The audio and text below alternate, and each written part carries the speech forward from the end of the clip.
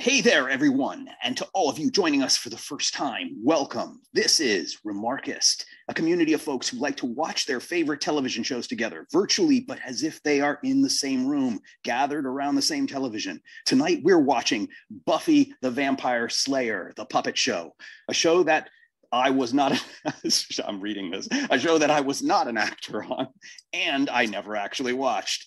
Those who arrive early can grab a seat on what we call the couch. That's this area up top here where 15 of us have little microphones next to our avatars. That means that we, and only we, can chat during the episode as if we're creating a sort of DVD-style commentary track. There are no real rules how much or how little we chat. We can chat whenever we feel the urge, same as if we were casually watching together in person. However, we do hit our sweet spot when we keep our remarks to what's happening in the episode. We try our best to squeeze those remarks into the air between dialogue so that we can still follow what's going on the episode. And when we have longer thoughts or we want to have a conversation, we save those for after the show because we're going to stick around for about 45 minutes afterwards to chat about what we saw. We always avoid talking about future episodes so that we don't spoil anybody who hasn't actually seen it, like myself. We keep the volume on our TVs low so that when we do speak, others can't hear our episode in the background. And when we aren't speaking, we keep our mics muted to reduce background noise. All of these sessions are being recorded and archived. If you don't feel comfortable being recorded or having your recorded remarks available to the public, then don't come up onto the couch or don't speak. We sometimes do have snags, technical hiccups. If you lose your internet, you get knocked out of the room, just come back in. You will be on the couch as you were before. If your episode cuts off and you need to figure out where we are in the episode, there's an easy way to do it. You can go to our Remarkist app at remarkist.com, sign up for an account, then go into the event calendar and you'll see a page for this particular event where you will see a time code. That's where we are in the episode. If you don't have the app, you can also find the time code. Actually, no, you can't. You used to be able to on my Instagram live account, but you can just ask somebody if you're on the couch. They'll tell you exactly where we are. We never skip ahead past the previously on, so if there is one in this episode, we'll watch it together. Is everybody ready? And on the count of 3, 1, 2, 3.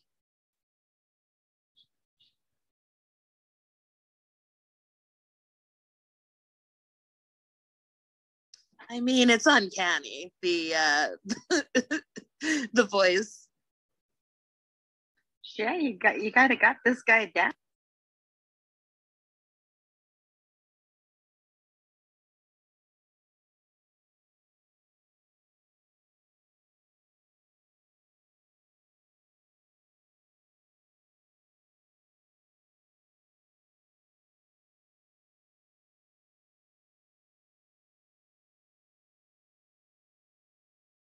I'm so creeped out by puppets. Oh yeah, well, this should be an interesting show for you, Veron. Puppets and clowns.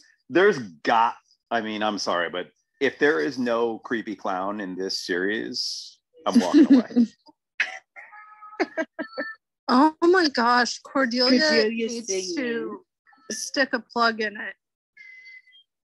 What, Kendra, you wouldn't pay to watch her sing? No. I'd pay to watch her fall off a building. Oh no.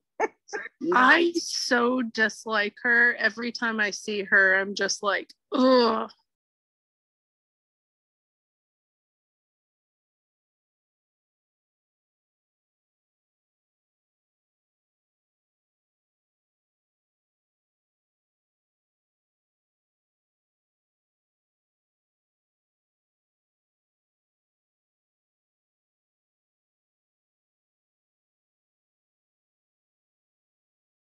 Have we seen Principal Snyder at this point?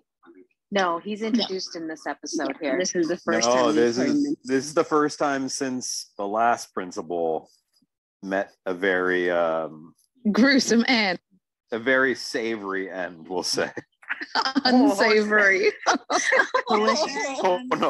Oh no, savory.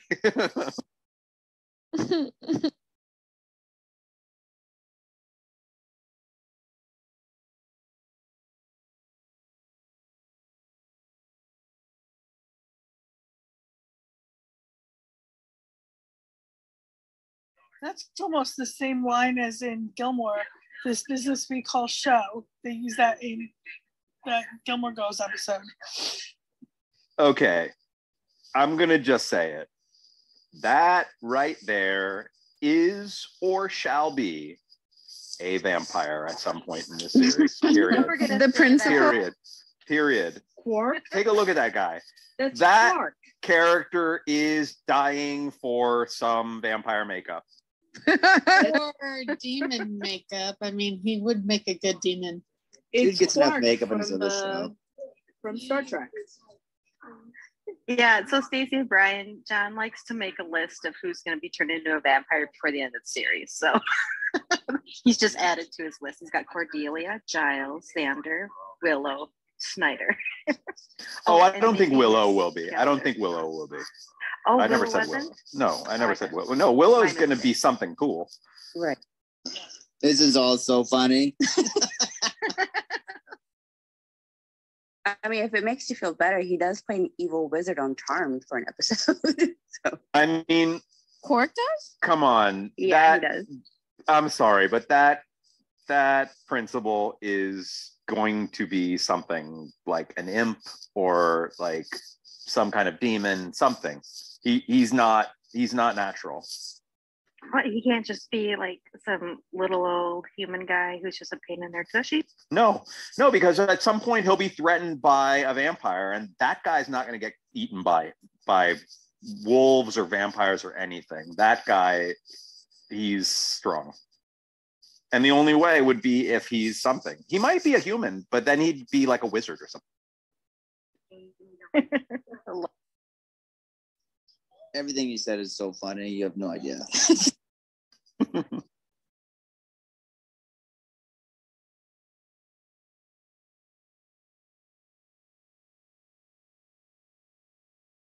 We probably called him Principal Quark too much. We'd probably alienate a lot of our audience.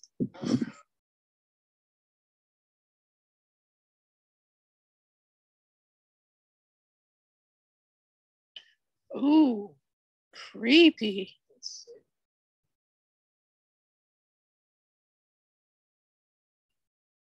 So creepy.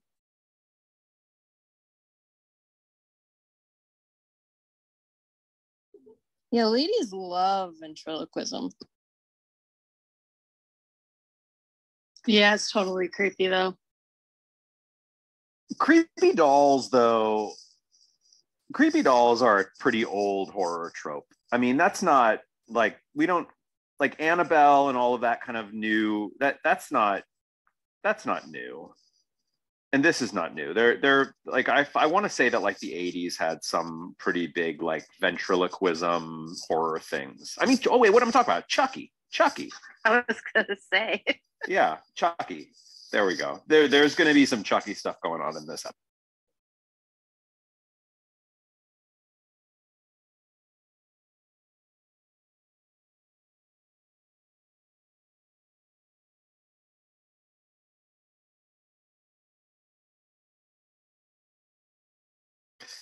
The doll is a killer.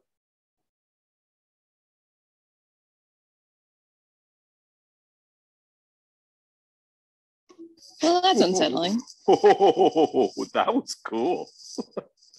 That was cool.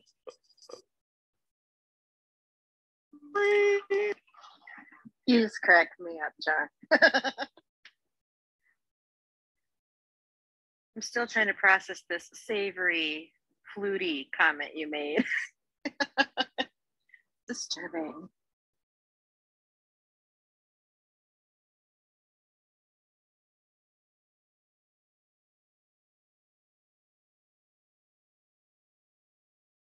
So this is a Monster of the Week episode, which means that we aren't going to get much more about Angel and all of that good stuff, which Are you disappointed now? Is a disappointment. Yeah. I'm getting kind of invested in that stuff.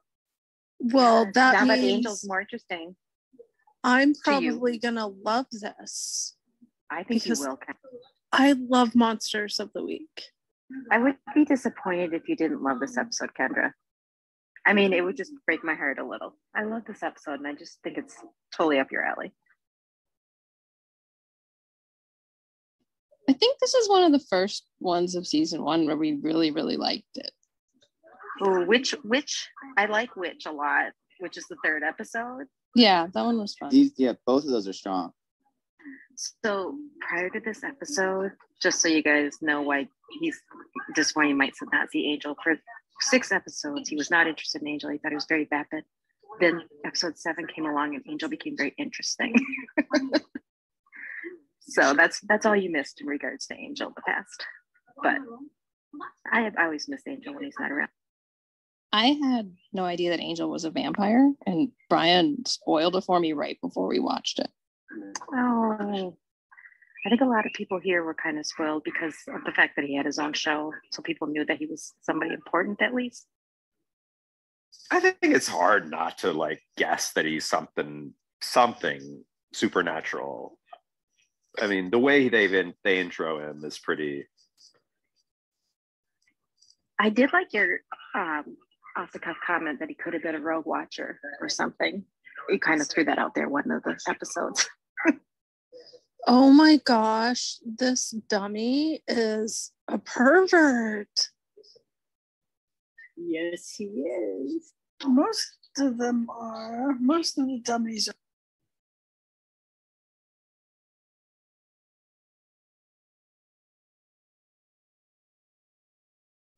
That is so funny.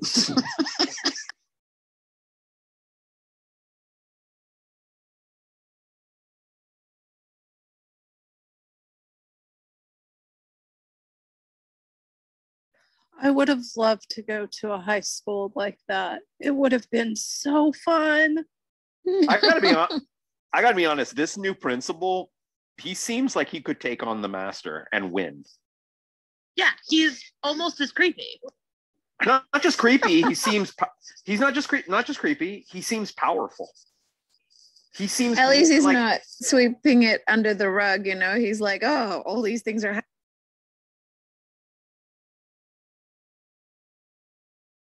Well, I mean, you know, compared to the master, he's also a little more interesting. I mean, I get it. The master's sort of stuck in that room, you know, but this guy seems to be much more active. I wouldn't be worried about him. I would be worried about him. Yeah. I already think he's a cool character.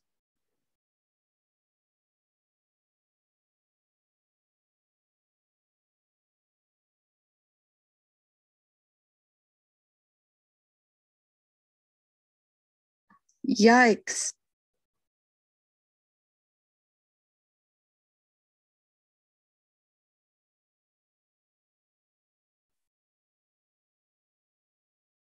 Or any of them wouldn't.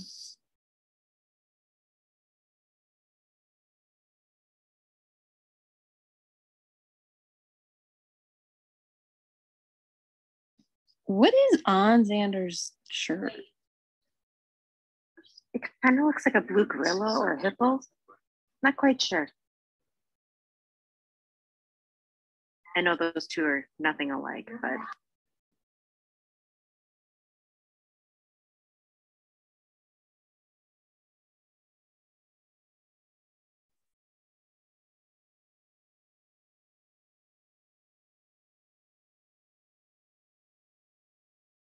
I love Willow. It's not. We believe you, Willa. Or do we?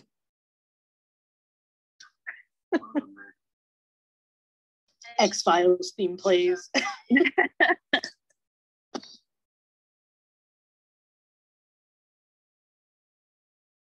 Diana, she even has the tendrils with a high pony. Yeah, I saw. I'm upset about it.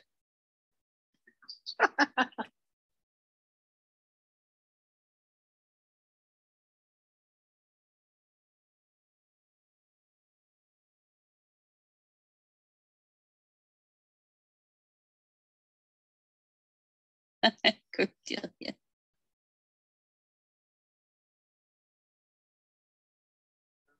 This girl doesn't exist without her tuba. This guy doesn't exist without his juggling balls.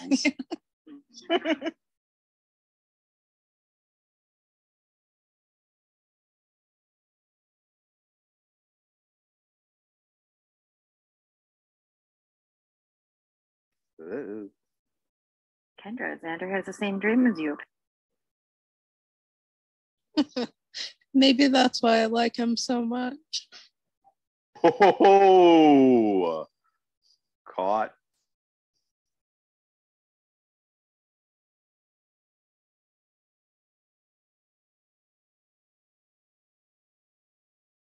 Morgan's suspicious for sure. Yeah, Morgan's the demon.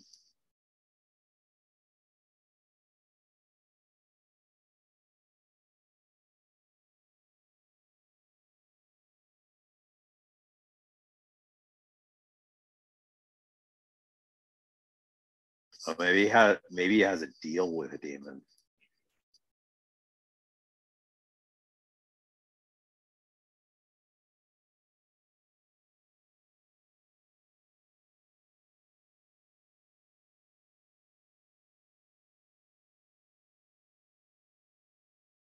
I'm thinking Morgan has a deal with a demon.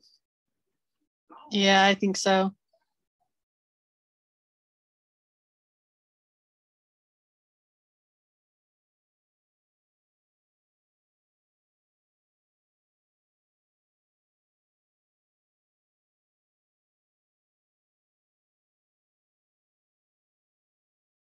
The voice on the dummy is so funny. It's like kind of a gangster.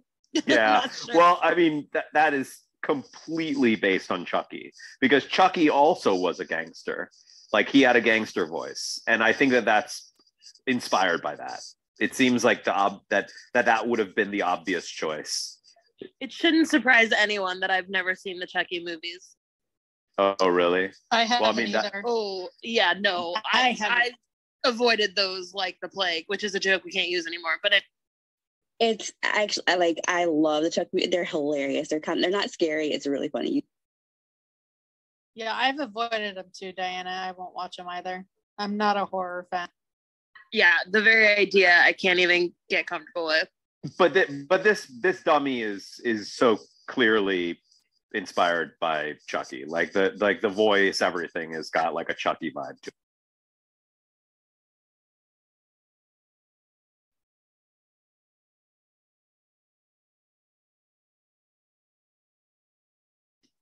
I think I like Giles' outfit the most out of everyone here right now. I want is that. always smartly dressed. I want that cardigan. Yeah, Willow's whole look is special. Call Giles Branch because he be dressing. This is very sexy for school. No? That Yeah. was, I just got that, Regina. Thank you. That was awesome. That was a delayed reaction, but I was like, wait, what? Oh, Yeah, Buffy's outfit, her coat is almost longer than her skirt. Like, Is that the one that Oh, Angel He's gave her? definitely getting shorter and shorter. No, it's a different jacket.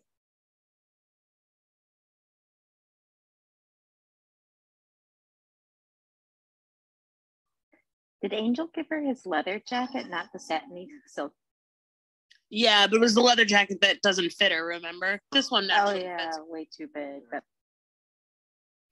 But maybe he showed her where the leather jacket store is so she could get her own. Most likely.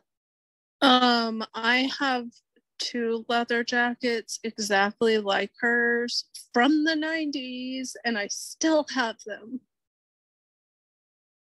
man, I love the new principal. I also love the new Snyder. principal. Oh, he's a lasting character. He's going to be on for at least another 2 seasons, if not the whole series. Do you think they're going to flunk her and she'll be in high school an extra year?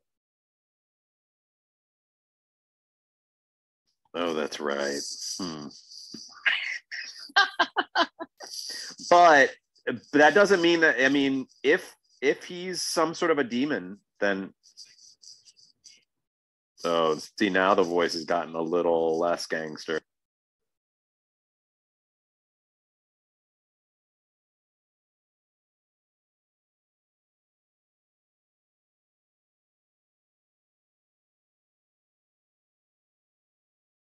So I'm guessing that Morgan is the one actually doing the kill. I don't know, because the vantage point that we saw like in the locker room was like from down below, which makes me feel like it's actually Right. the dummy. Yeah. Also, she wouldn't have turned around and screamed at Morgan unless Morgan was on his knees, like kind of scampering towards her on his knees. That would have looked very weird.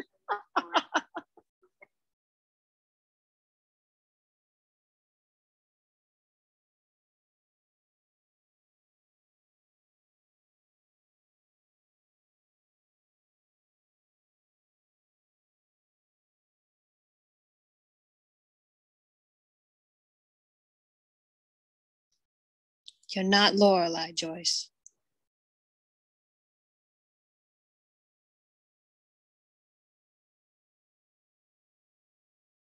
You mean like she's not her best friend? Well, that was a jump scare. I jumped a little on that.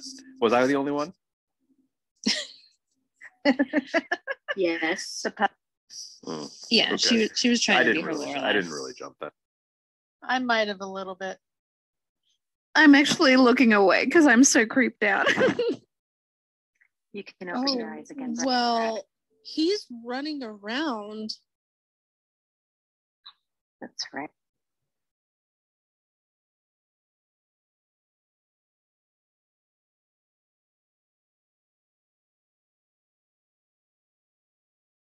I love how she's the Slayer, but she's still like wants her mom to go. I also really like the use of the xylophone for his like scurrying across the room, like dum, dum, dum, dum, dum, dum.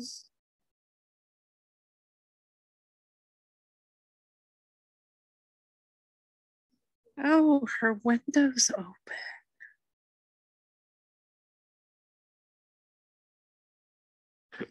This is a scary episode.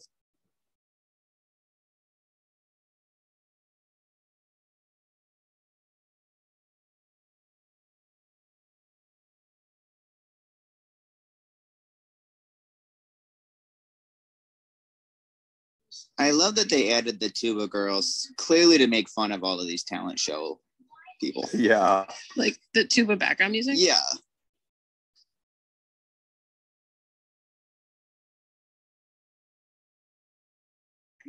I think this is a better talent show than the one my school put on, with the exception of the one guy who did piano for ours. He was really. I feel like they would have canceled the talent show if somebody died. Right? Sunnydale. At this school? No. I mean, this school doesn't. This school does not do that. Sure.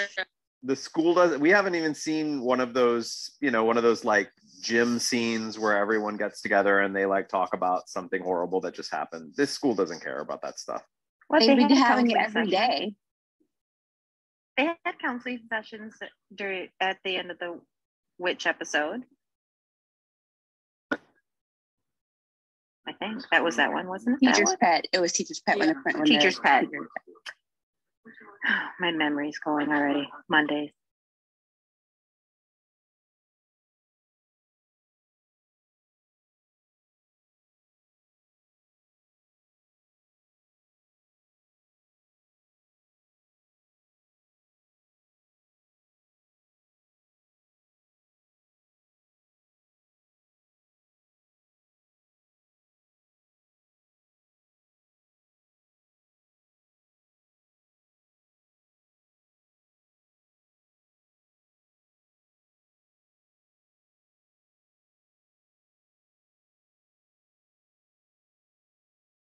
No one ever believes her. Sarah Michelle Gellar did admit to having nightmares of dummies after filming. Really? Yeah. I'm not shocked. Of course she did.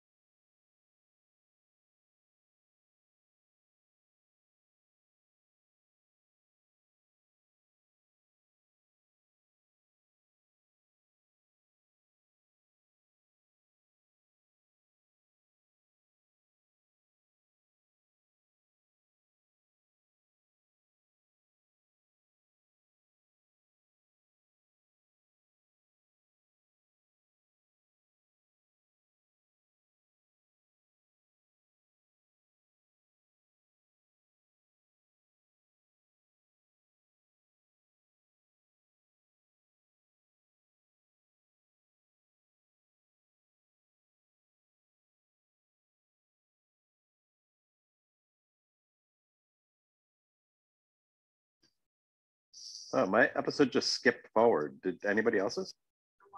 No, where are you? Just like skipped like I'm at like Sid turning around to her. I didn't even know Sid was in the room. Yeah. Yeah, that's where I am. Well, we're there now. It looks. Did you even hear the teacher talking, John? Yeah, for just a minute, but then it skipped. Ew, it's so creepy. He has very pretty eyes, though. Only you would see that in him. And I don't mean that as an insult, it's just hilarious. He'd be less creepy if he wasn't such a perv all the time. Isn't that the truth?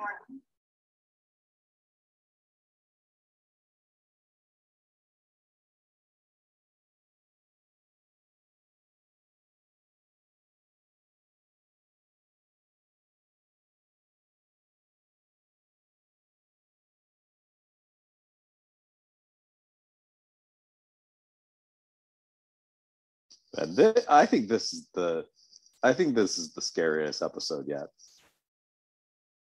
It's weird that she like let him have the dummy out in the first place.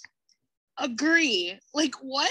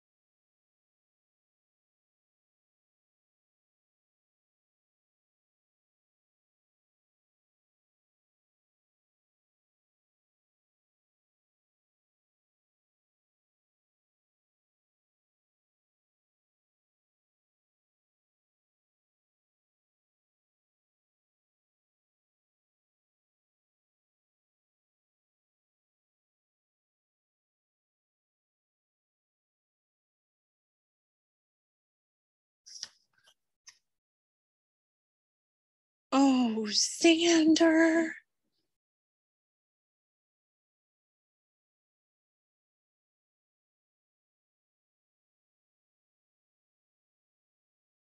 Sid kind of looks like Xander there, doesn't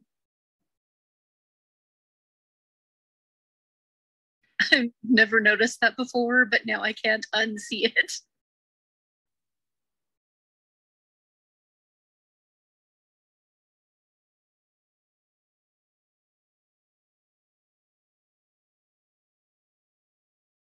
Oh my goodness. Oh, he's gonna attack Xander.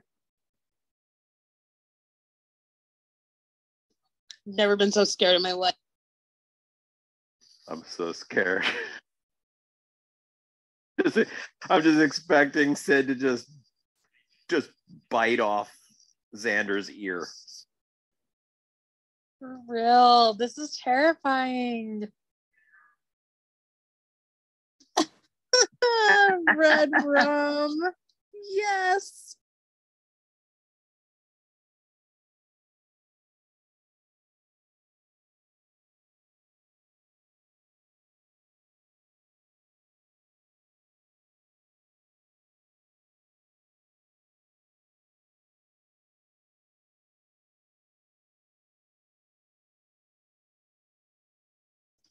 Oh my goodness. Oh my goodness.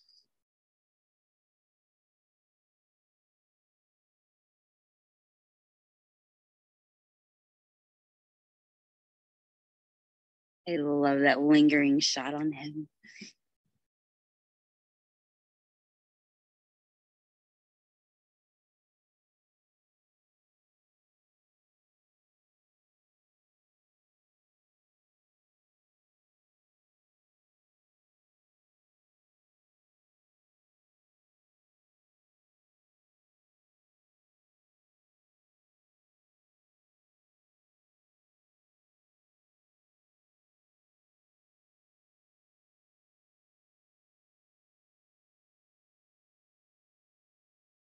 I can't believe people were actually questioning whether or not we should put this show into the horror section of our app. I mean, it is so clearly horror. Wait, who was questioning? I would classify it as sort of under horror, horror drama, comedy. Could be everything. I don't remember it as such. I don't know. I have no idea why I don't remember it this way. I think season 1 is way creepier than some of the later seasons. I think that's probably what it is.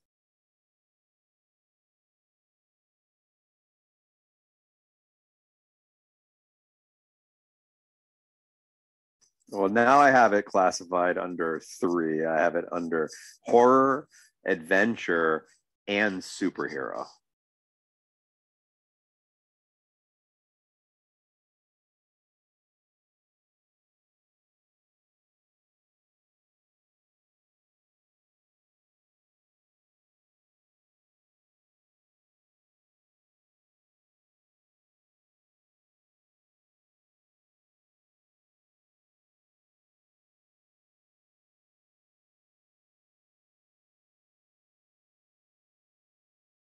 Ooh. Hard being Xander, you got to look up just about every word you see in that book. I'm going to be there for years.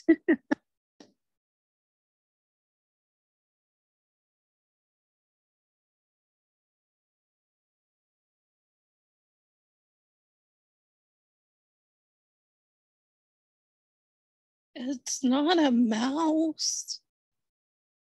No, mice are cute.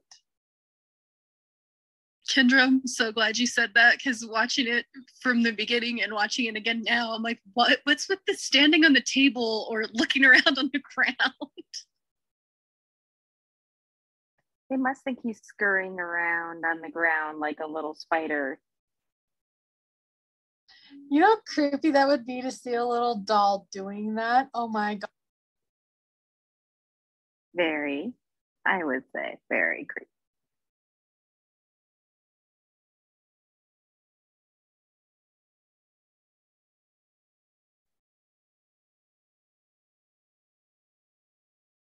Oh. Uh-oh. Morgan done. There's a lot of death in this episode. Oh, he took his brain. Needed a heart, needed.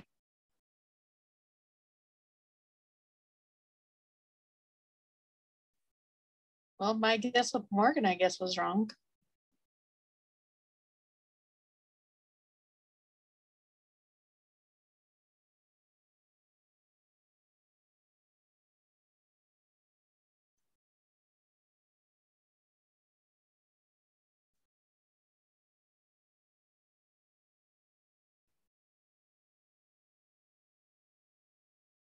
Yeah, that scurrying thing was such a Chucky thing.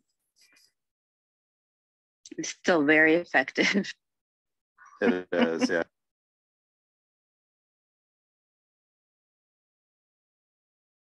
Woo! Yeah, that's freak.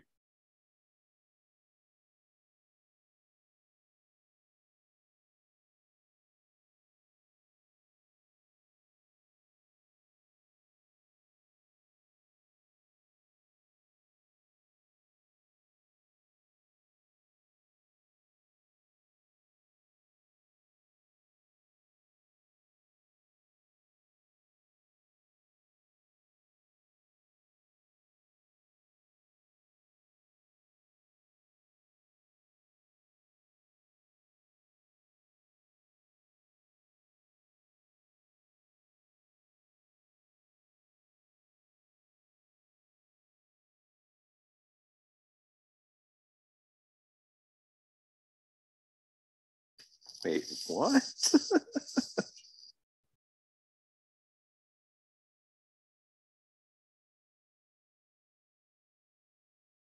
When he's sitting in the chair. This scene is ridiculous. It's the best. I love it. Such a fun episode. I'm gonna need some Disney therapy after this.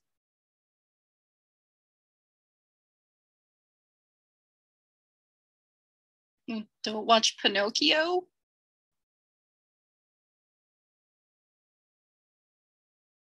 Oh my gosh, please tell me that Sid is like a long-running recurring character on this series. Please tell me that Sid returns every once in a while to help on some capers. Eventually, the show becomes more the Sid show than Buffy, honestly. Oh, I want there to be a spinoff. I want there to be a Sid spinoff already, just from this scene.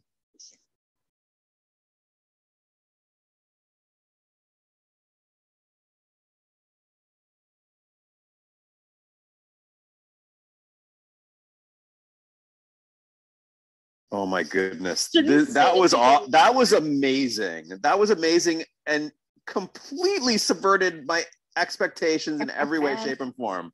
Did not see that coming at all. That is amazing. Now I want to read comic books about Sid's previous adventures, everything.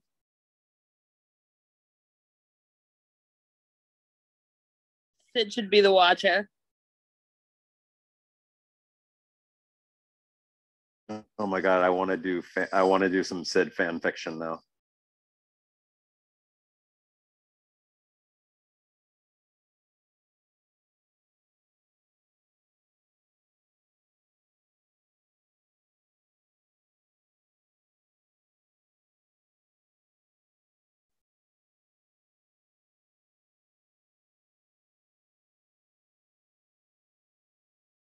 Man, now I want to know more about that Slayer. I want a comic book about that Slayer.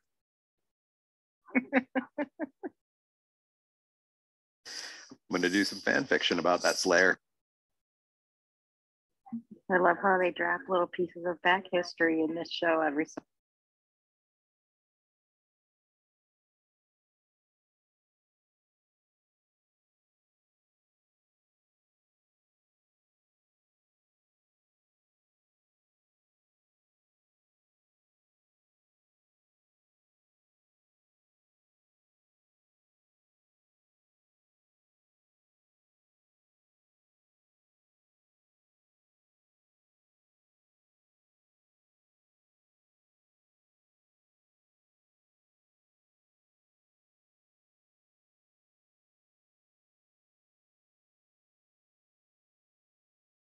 I really hope it's not the principal.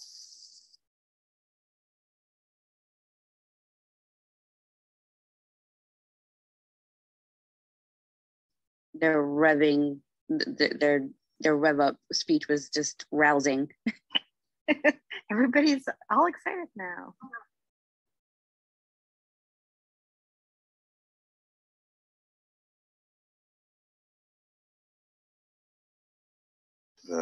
I'm feeling like it's the principal.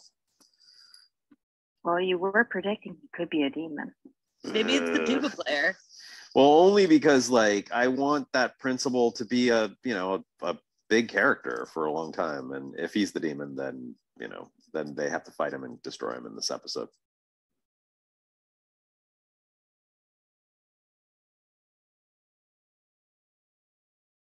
I mean, look at those ears all lit up. Those are demon ears. He reminds me of Lorelai's neighbor, that creepy guy. Snyder. Oh, Yeah. Oh my gosh. That was freaking creepy.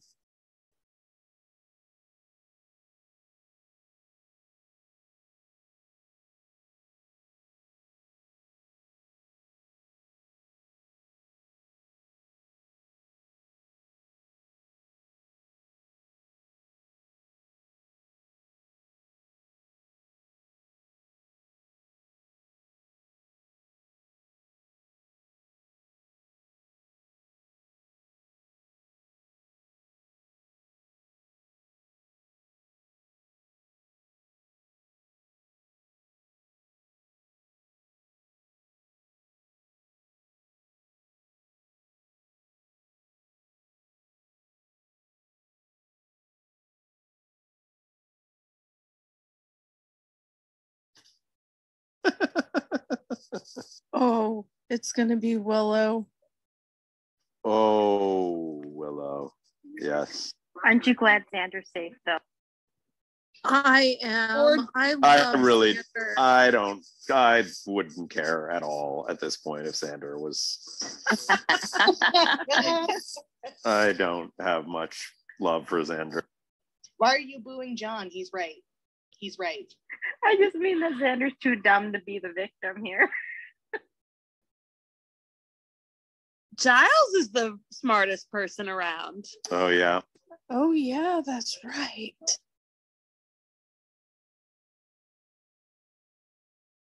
Would be interesting to see Willow and Giles have an intellectual challenge.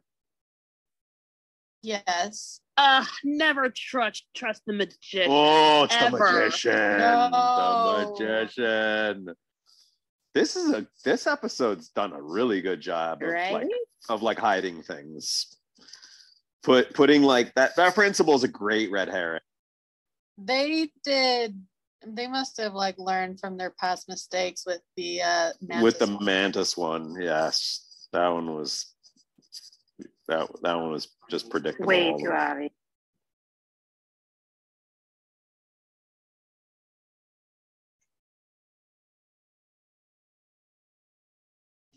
How often do you think the janitor sees people running through the hallway screaming? I was just thinking that. all the time. All the time. Just another night at Sunnydale. He's probably just worried about having to clean I something mean, up. but wait a second. This looks like it would just slice the brain right in half. No one said Maybe it he had to be only in, needs like half? whole. Maybe he just has to eat the brain and the heart. If he's so smart, why did he lay down?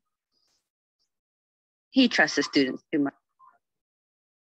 For the same reason he always ends up knocked out. That's right.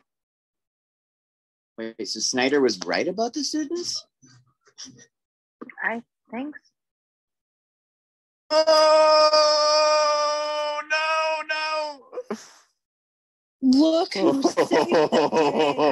Look Oh who's my in the God, day, John. Xander. Your How do you feel favorite about Xander now? I don't want to like that. He grabbed a rope. That's like cheery. Exactly, He honey. saved Exactly. Giles. You get it. saved him. The man has arms and hands. It's a it's a trait about him.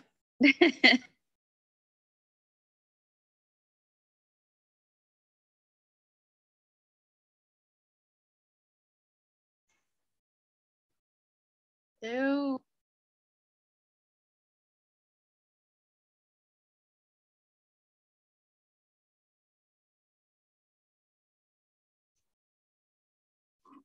You know, they're just behind a curtain. Doesn't everybody hear what's going Sid is ridiculous. Oh yeah. Yes.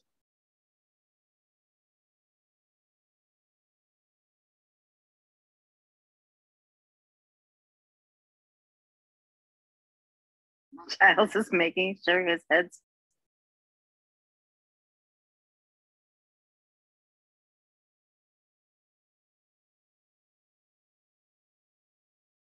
That is so creepy. Doll with a knife.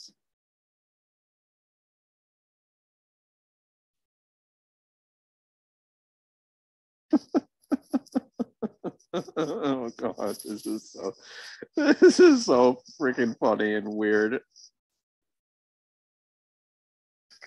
oh of course.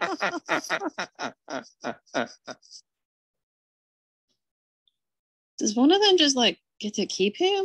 Yeah. I would totally take him. Kendra, I'm worried about you. Oh my gosh, Kendra. Kendra would just put him up on the shelf Yes. in her memorabilia. The curtain goes back.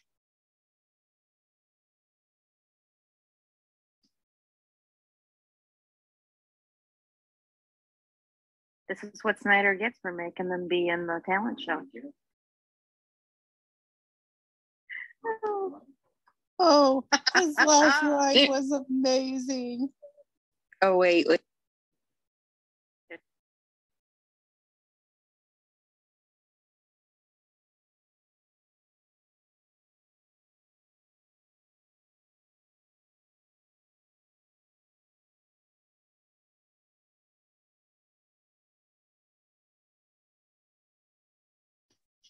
Oh my God, that was amazing.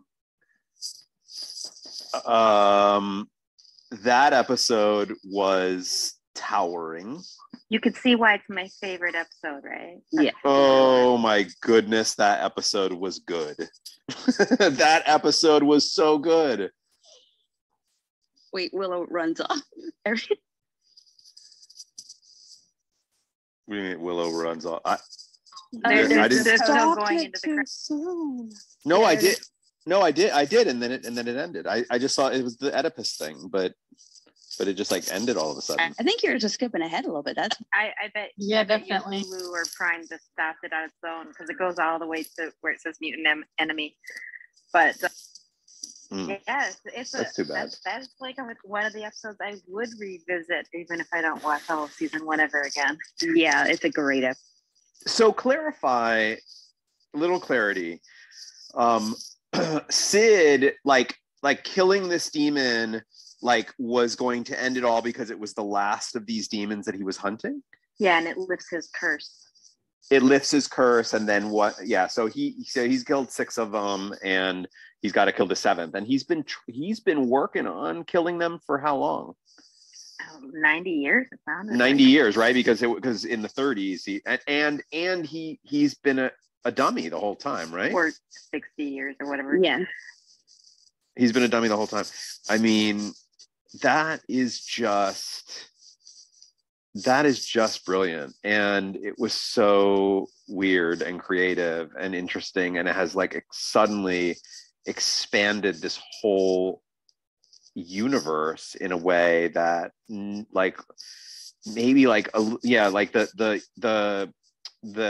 last Angel episode where we like kind of learn a little bit about like Angel's backstory and coming from Ireland and wreaking havoc on Europe back in like the 19th century and stuff.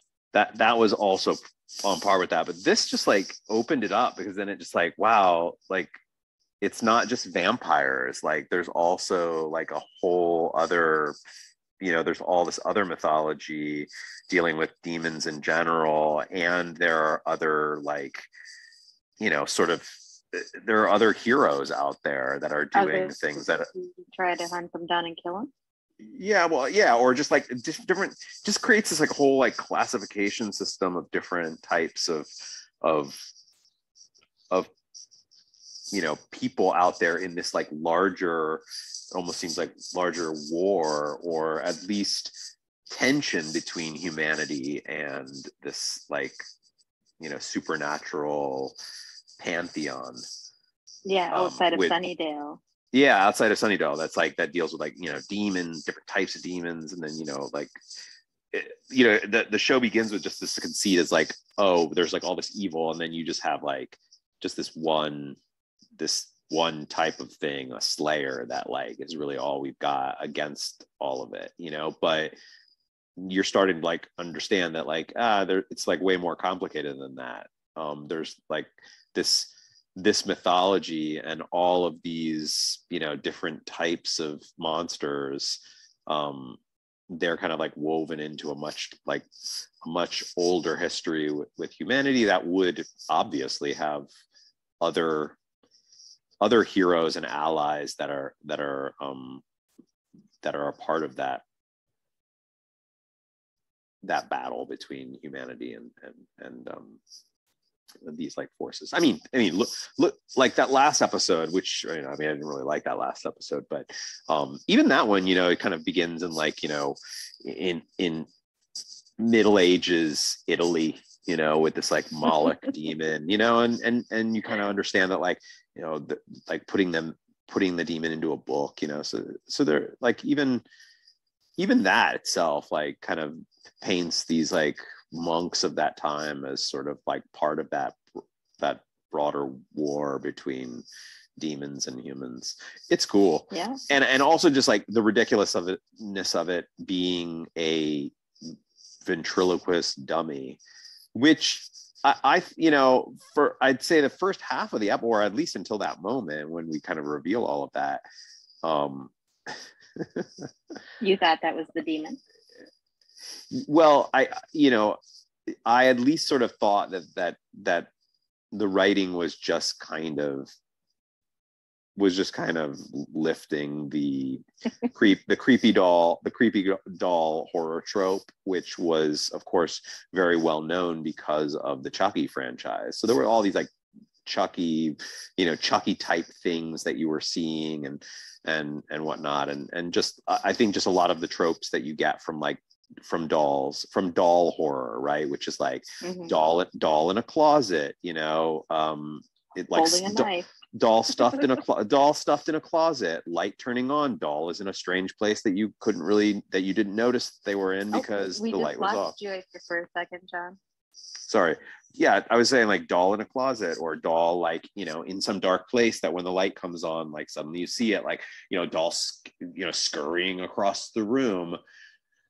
And I, for the first part of the episode, just sort of said, that's just, I guess that's where they're, I guess you had to have your creepy doll episode. But that was such a smart way of turning that whole trope on its head by saying like, no, the doll's actually is not like, we're going to make you think that they are, and that this doll like is that tropey cliche creepy doll, and then we're gonna then we're gonna learn that it's not, and that it's actually a part, like, kind of an ally in the whole thing.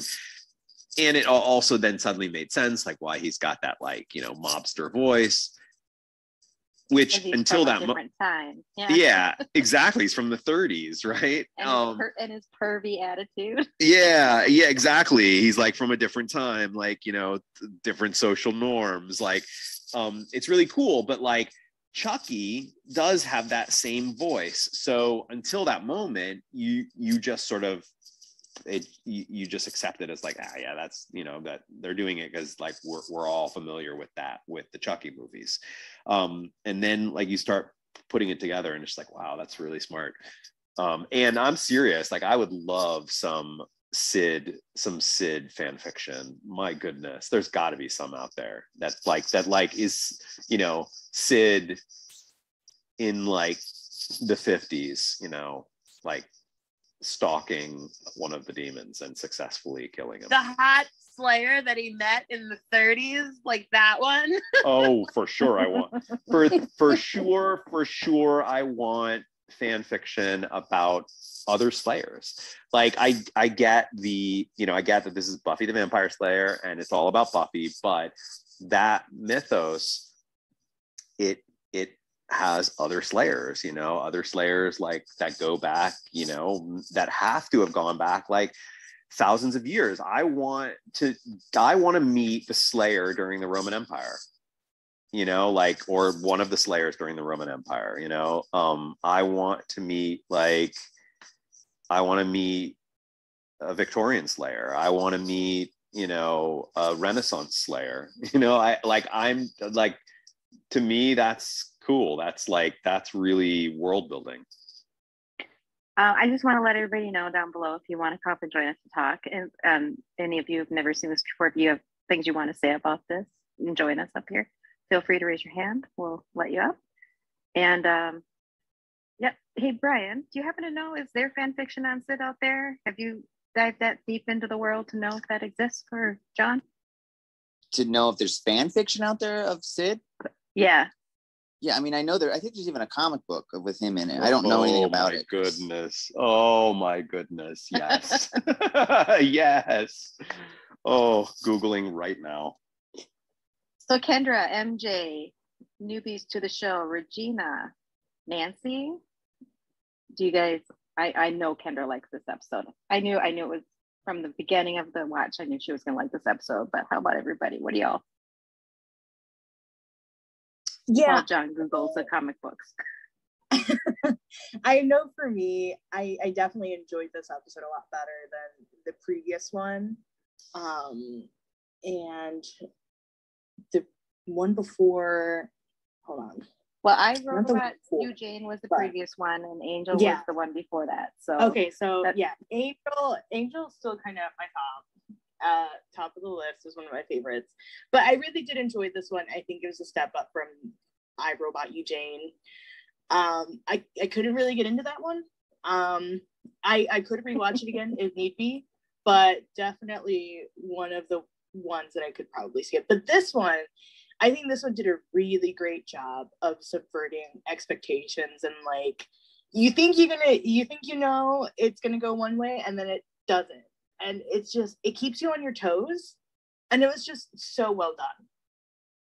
I love that This is definitely one of my principal. favorites.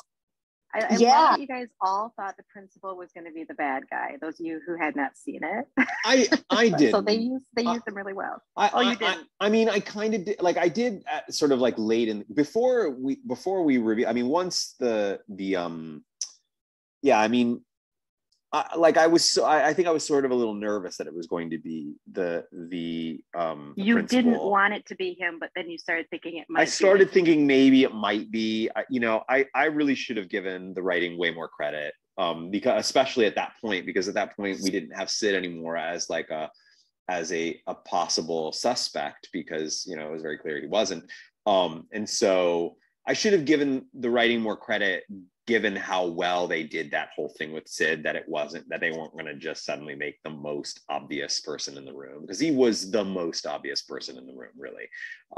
And then it was during the scene between the magician and Giles, even before Giles, or even before we noticed like something on the magician's hand, that I realized like, there we go. That was the misdirect. But also, I just thought like that principal character, he's just so the actor, everything about the character, he's just way too good to waste on one episode. There's just no way that the writers would have done that. Like, that's definitely a character that has so much juice. They can do so much with the character, especially if he isn't a demon. If he just remains sort of really, a thorn in Buffy's side without knowing anything about a Hellmouth, without having any association with it at all, they can do some really, really fun stuff with that. John, did you find the comic book? I did. I did. Yes. It's not but it's not like, it doesn't seem to be a comic book about Sid or his thing. It seems to be it's Chaos Bleeds. It's this comic book where like a lot of like old characters sort of come back to haunt them, and he ends up being one of them that like comes back. But I would love either a comic book or fan fiction, like in the past, like taking place like in the 30s and 40s with Sid, and we like kind of like learn his backstory and we like follow him, or in the 50s or something like that would just be awesome. And definitely I would like to meet the Korean Slayer of the 30s, but also I would really like to meet a Slayer from like the Roman Empire. I really liked this episode a lot. In a way, I'm not a creepy person, so like horror-ish stuff is hard for me, but it definitely like kept us on our feet. Like I really, really enjoyed that. Oh, I loved it. I love Sid. It was amazing. This is the best episode I've seen so far. Yeah, I'm gonna need to watch Disney before I go to bed tonight. That's for sure. Yeah, I agree with you, Kendra. This is the best episode of the season, just for a lot of reasons. I definitely, I'm definitely somebody more drawn to the mythology of the show. So I think that, these Monster of the Week episodes do tend to kind of like be a little bit of a letdown in that regard. This one absolutely didn't. But just from a writing standpoint, I thought it was just a really fun episode. It was very goofy. There was lots of stuff that seemed to be purposeful. I mean, the episode is purposefully, like, it's aware that it's so ridiculous, and that's what I love about it. I mean, you know that because of the weird credit sequence that they do there at the end, and even just the button on the episode itself with the principal being like, wait, what? You know, like, I feel like this is the first episode that, for me, that feels like the show is starting to know what it is. Yes, I agree. Yeah. Even when Buffy, I mean, this kind of happens every episode, but like when she finally sees the demon as she's fighting it and says, ew, like, I love that. Yes. Like, that's classic Buffy the Vampire Slayer right there. Yes. This is the first episode I caught on TV, and it sold me on the show. I'm really glad it's the first one I saw, and it wasn't like Teacher's Pet. Yeah, I don't know if I didn't have you telling me this is a good show, if I would have I had to stuck it tell out. you that for like 3 episodes. Yeah, I mean, the first few episodes are a doozy, and like when you get to Teacher's Pet, it's really hard to is there anybody in our group that loved Teacher's Pet? Kendra? I feel like No. Oh, I No? like that one very much. you did like it. I did. Oh, no. She's the 1%. Kendra's the 1%. She's the one we always go to. Like, wait, Kendra, did you like it though? I have loved every single Monster of the Week episode. The mythology ones, they're kind of iffy for me, but I'm a She's not Monster of into the the Week Master person. yet. No. Oh, who is? The Master is a bore. What a bore, this guy. I mean, seriously, like, just hanging out in a room, talking, just What, you talking don't think the being talk. down in the church underground is all that exciting? Right, with his pleather outfit, like, you're not into it? And his No. almost his scully looking head. No. Just- No. I really need that character to do something. It, not like command something. It's just, I mean, like I said, the principal is just infinitely more interesting, and we've only seen him in a few scenes. And frankly, I just think, like, head to head, the principal would win in some sort of a battle between the Master. That's how much I think that the principal is a more interesting and powerful character. Well, I agree with you. I like Snyder. I like that character, Snyder. So I love him too. Not to spoil the show, but we do get to see him again, and I do love his character. I'm predicting that the Master won't last past season 1. I just don't see it. I just can't imagine that. I can't imagine that they. Gosh, I hope not. I hope that season 1 doesn't end with big puff of smoke, and suddenly the Master steps out into the gym. At, I the disagree. school or I something. want that. You do. Yeah. I mean, I wouldn't mind if that. I wouldn't mind if that happens, and then, like, by the end of that episode, stake in the heart, and he like explodes into dust. Then I'd be fine with it. But like, if suddenly now he's in the real world, and that's going to be like a new thing, and he's just too mustache twirly for me. He's just way too on the nose villain, and it's just boring. Sorry, Diana. I didn't mean to cut you off. I didn't hear Oh, you no. first. That's okay. I was just gonna say, as much as like Teacher's Pet is kind of a bad episode, I think it's a bad episode just because, like, it's early in the series, you know what I mean? And so the Monster of the Week, though, they're my favorite episodes because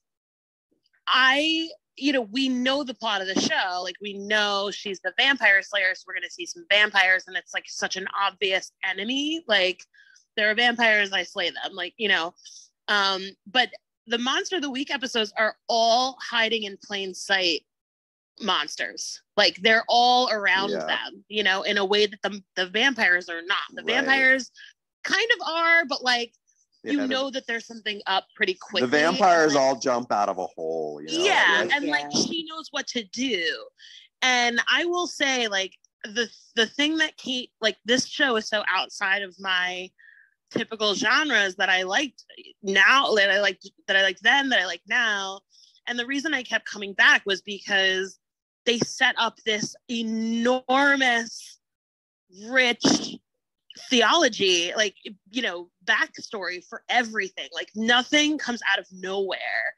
And I really, really like that. Like, I love the fact that that she's just part of the entire world that, you know, contains a lot of evil, and she's but one of those evil crushers. She's the Slayer, you know. Like, I love that even Sid like knows who she is. Like, oh, you're the Slayer, oh cool. Like, you know, like, it's so awesome because it gives depth to monsters, you know. Or it's not just an action, it's not just a monster horror, like, you know, that comes out of nowhere. There's a ton of depth here where, you know, there's an answer for everything. But I do like that the monsters of the week are all hiding in plain sight and they're not expected. And like, that's, I mean, I feel like that's just allegory for life in high school, but like, you know, I think that's really powerful. Over time, you can see that getting better and better. Yeah. And you know, I agree with you. I really, it's not that I have anything against the monsters of the week. For me, like, it really just has to do with whether or not the episode did a good job of expanding that universe, as to whether or not I'll really be loving it and getting excited about it the way I did for this episode.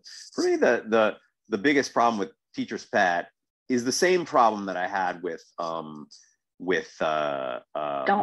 kill your boyfriend on the first date. No, I Robot You, Jane. You know, I just found the episodes boring because, and the main reason why they were boring is that they were just extremely predictable. What was so great about this episode is just it was just not predictable at all. Everything was like, and there was just all these different complexities, different characters, and the way that they like moved all of the pieces around on the board was just really cool. It was really a lot of fun. Hey, did you guys catch who wrote this one? Who wrote it? Because there are recurring, I mean, obviously there are recurring writers, but there are some writers that have really done, it was like Jane Espenson, like she's done some amazing ones. She writes a lot. Jane is an amazing writer. Yeah. Did she write this? I think I like Teacher's Pet and I Robot You, Jane, because first of all, I'm a Monster of the Week lover, but the camp in those was so strong, and I love camp. Well, and I would argue this was campy too, except it was just a little bit more well thought out, you know, in terms of like subverting expectation, all of that stuff. Whereas like Teacher's Pet and I Robot were just kind of like pretty straightforward. I mean, you know, you could see what they were going for, and I think they're fine. But this is like definitely a next step in terms of like writing, you know, where I mean, I guess the best way to put it is the way that John put it, with like moving pieces around the board. Like, that's interesting. But I think Monster of the Week episodes are awesome. I love them. It was Rob de Hotel and Dean Batali. Yeah, I found that on IMDb too, and those aren't names that I recall from later seasons. So this was fun. I came to this show in the second season, and I'm actually kind of glad I did, especially with John's reaction to this episode has a second season feel. My reaction to the Master, or to Xander? No, to Xander. Yeah. Well, and I agree with you on the Master, because he's just boring. He's really boring. He's just all exposition. He's all exposition and latex. Yeah. Yeah.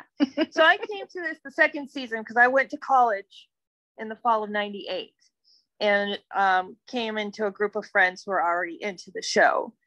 And then I, of course, went back and watched the show multiple times. And so I love to see it grow, but I really just put up with the first season because it is the first season to a show I love.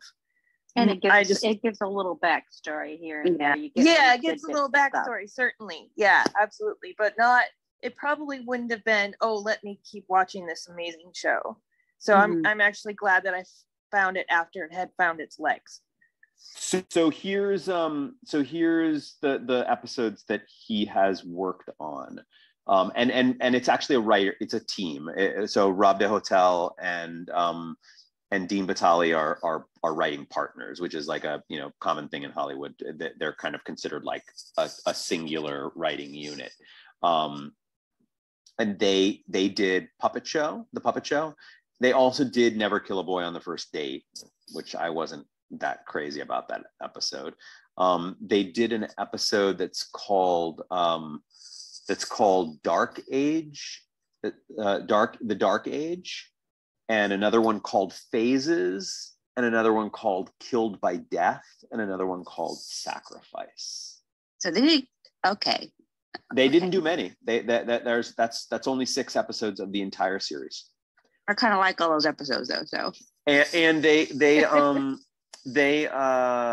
would guess that they were not staff writers. I don't know. I could be wrong about this, but this is a something that happens, or not happens, but it's required actually. Is that shows? I think I mentioned this during our Gilmore run. Is that shows are required by the Writers Guild.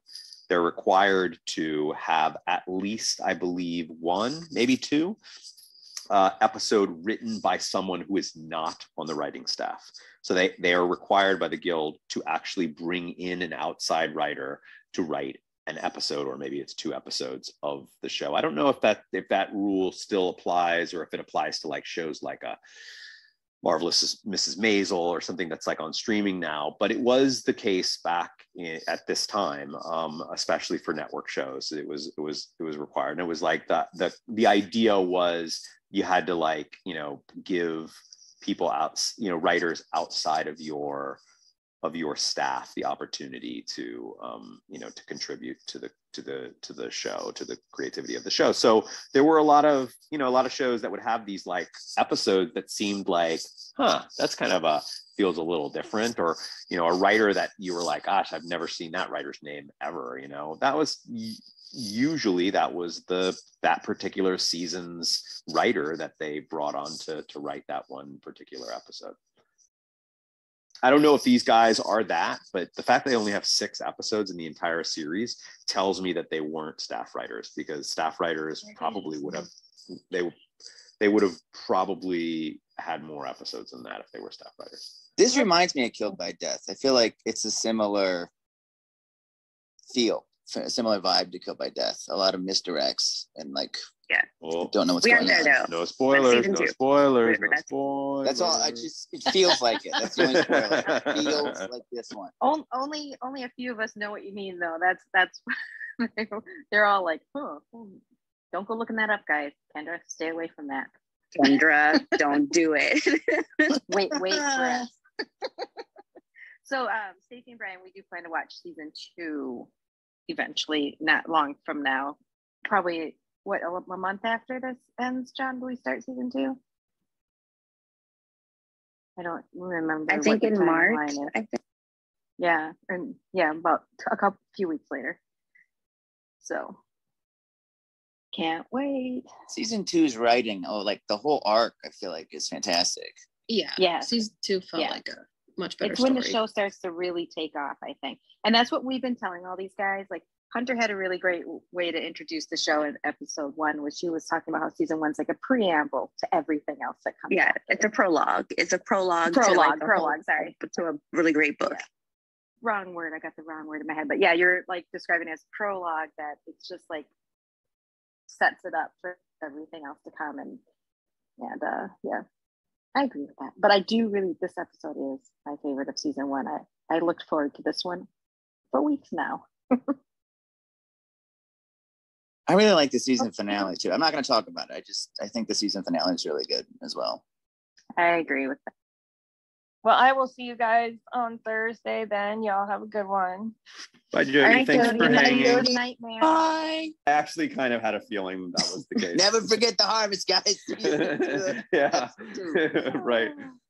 Never forget all of those high school students that You're were like, wow, harvested. they really like that episode. Luke. I miss Luke. Okay, so this is how much of a weirdo I am. On Etsy, people make a lot of fandom stuff. Certain companies do. I seriously just searched for a Sid the Puppet doll from Buffy. Couldn't find one. I'm deeply disappointed, but there is this like stuffed plush angel puppet. It is terrifying looking. Like, it's so bad it's good that exists, and you can purchase it. This is like a big win, considering how much work it took me to get you to even watch this in the first place with us, Kendra. I know. So I'm very happy about that. And I'm glad that you all are enjoying this, even on the episodes that we don't like as much. So it's been a lot of fun watching this with you guys this first season. And John, somehow I kind of thought you might like Snyder. Snyder's great, but I but I saw it coming. I knew once the Flutie was his name. Yeah.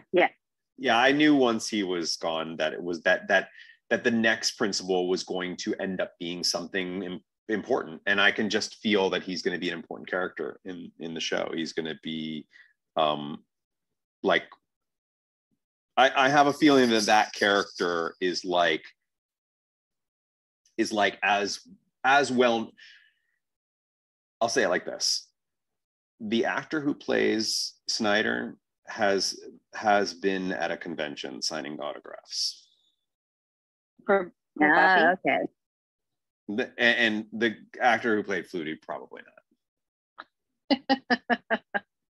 That's my guess. I mean, I don't know. That would require this principal character to be in a lot more, to become like a pretty well-known part of the Buffyverse canon. If I'm wrong about that, then he wouldn't. Then he wouldn't be a big convention guy. But if he's there until season. Oh, but that's right. You said that they're going to be graduating soon. Shoot. Yeah. Well, okay. we all know we're going to get 3 years of high school because we know the show went on for right. So for 3 years. 2.5 well, years for 3 years, school. he's going to be 3 years. He's going to be important. Then he's going to become a vampire. Then he's going to be important even outside of the school. I mean, that actor was on Star Trek, so it wouldn't surprise me if. That's right. That's the Ferengi, right? The Ferengi, right? Yeah. Oh my goodness! Of So course he's going to be. He's going to be huge. Yeah. He's going to be Same character. Well, I already won my prediction that guy's been at many conventions. I think I had a similar experience with this episode because I knew he was from Star Trek, so I was like, oh, it does seem like they want us to think he's the bad guy, but like also he's a decently big actor. But I did kind of think the show might do a thing where they just kill the principal every couple episodes. That was also a possibility. That would have been interesting. So I was like, oh, maybe we just get a new principal and he dies immediately. Giles needs more adults to talk to, though. So, we got to hope that at least 2 of them stick around for a while. We got Miss Calendar that introduced the other day. And John, what was your thing with Miss Calendar again? She was going to become a vampire? Yeah, he said she was going to be a vampire. I hope she stays around because I really liked her. And he thought she was going to be a love interest. That's what he said. Oh yeah, I think so too. Like you could totally feel that vibe with them, like the chemistry. Unlike Angel and Buffy at the beginning, you didn't really feel that chemistry. You really feel it with Miss Calendar. Does John just think everyone's going to become a vampire? Like Pretty much. Here's the thing: is that if I cast my net wide enough, I'll catch a few vampires. There are a lot of vampires in this town. It's not that crazy. to assume that somebody might become one. But I mean, but you know, I was right there when I saw the character. Immediately, the first thing I thought was, oh, that face is dying for some latex, and I was right. He was dying for his Ferengi latex. Yeah, he's here for a break from latex. Yeah, the forehead. I like when you say that forehead needs to have the vampire face on it or something. I think you said that one episode too on one of the characters. Yes, Giles. I think his face wants a vampire on it. The brow. That's what you were saying. That's right. So Stacey, you've only seen through season 4. That's where you guys are in your podcast. Yes, we just watched episode 20 of season 4. Oh, okay. So you're almost done with season 4 then. Yeah, the podcast is out tomorrow. Episode 17 comes out. You're almost at season 5, which is my favorite. I need to go back and listen to your podcast for Hush because that's one of my favorites. Oh yeah, that was a good one. But let's not talk about it. We're not going to talk about it. No one's talking about it. That's why I wanted to know where you guys were. Oh, Hush. But you know what? I'm spoiled on Hush. I'm spoiled on Hush because Hush came out. I remember. So there's a really, there's this free comic book day. You know about this, Kendra, where like every year there's like those free comic books. And I remember there was a year when the theme on Free Comic Book Day, or maybe it wasn't Free Comic Book Day, maybe it was just the 1 month, there was a theme that every comic in the Marvel universe was doing what Hush did. And I remember a friend of mine who was into Buffy actually was like, oh man, Buffy did this first. That'll be interesting when you get to that one then to see what you actually think of it. Yeah, well, I mean, yeah, I loved that. Like, I loved, because I was really in, and I think the person even said to me, like, oh, if you like this, because there were some really great issues that particular month, where writers just were so incredibly creative with how they did it, and so I was just like, wow, this is absolutely amazing. I've never seen anything like this. And they were like, oh well, you should definitely watch the episode of Hush, then you would love that. So what is Hush? I've never heard of it. It's an episode of Buffy that is well known and well respected, I think, because you'll get to see it eventually, MJ. Some really interesting writing. There's a really great story behind it too, like how it came about. So like we'll get there.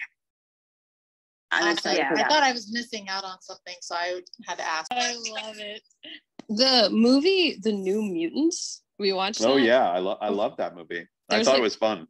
3 scenes from Hush in it. They're just like watching in Buffy the background, and we hadn't seen it yet. I was just like, don't look. I like that movie. I thought that was a fun movie. It was fun. Yeah, it was fun.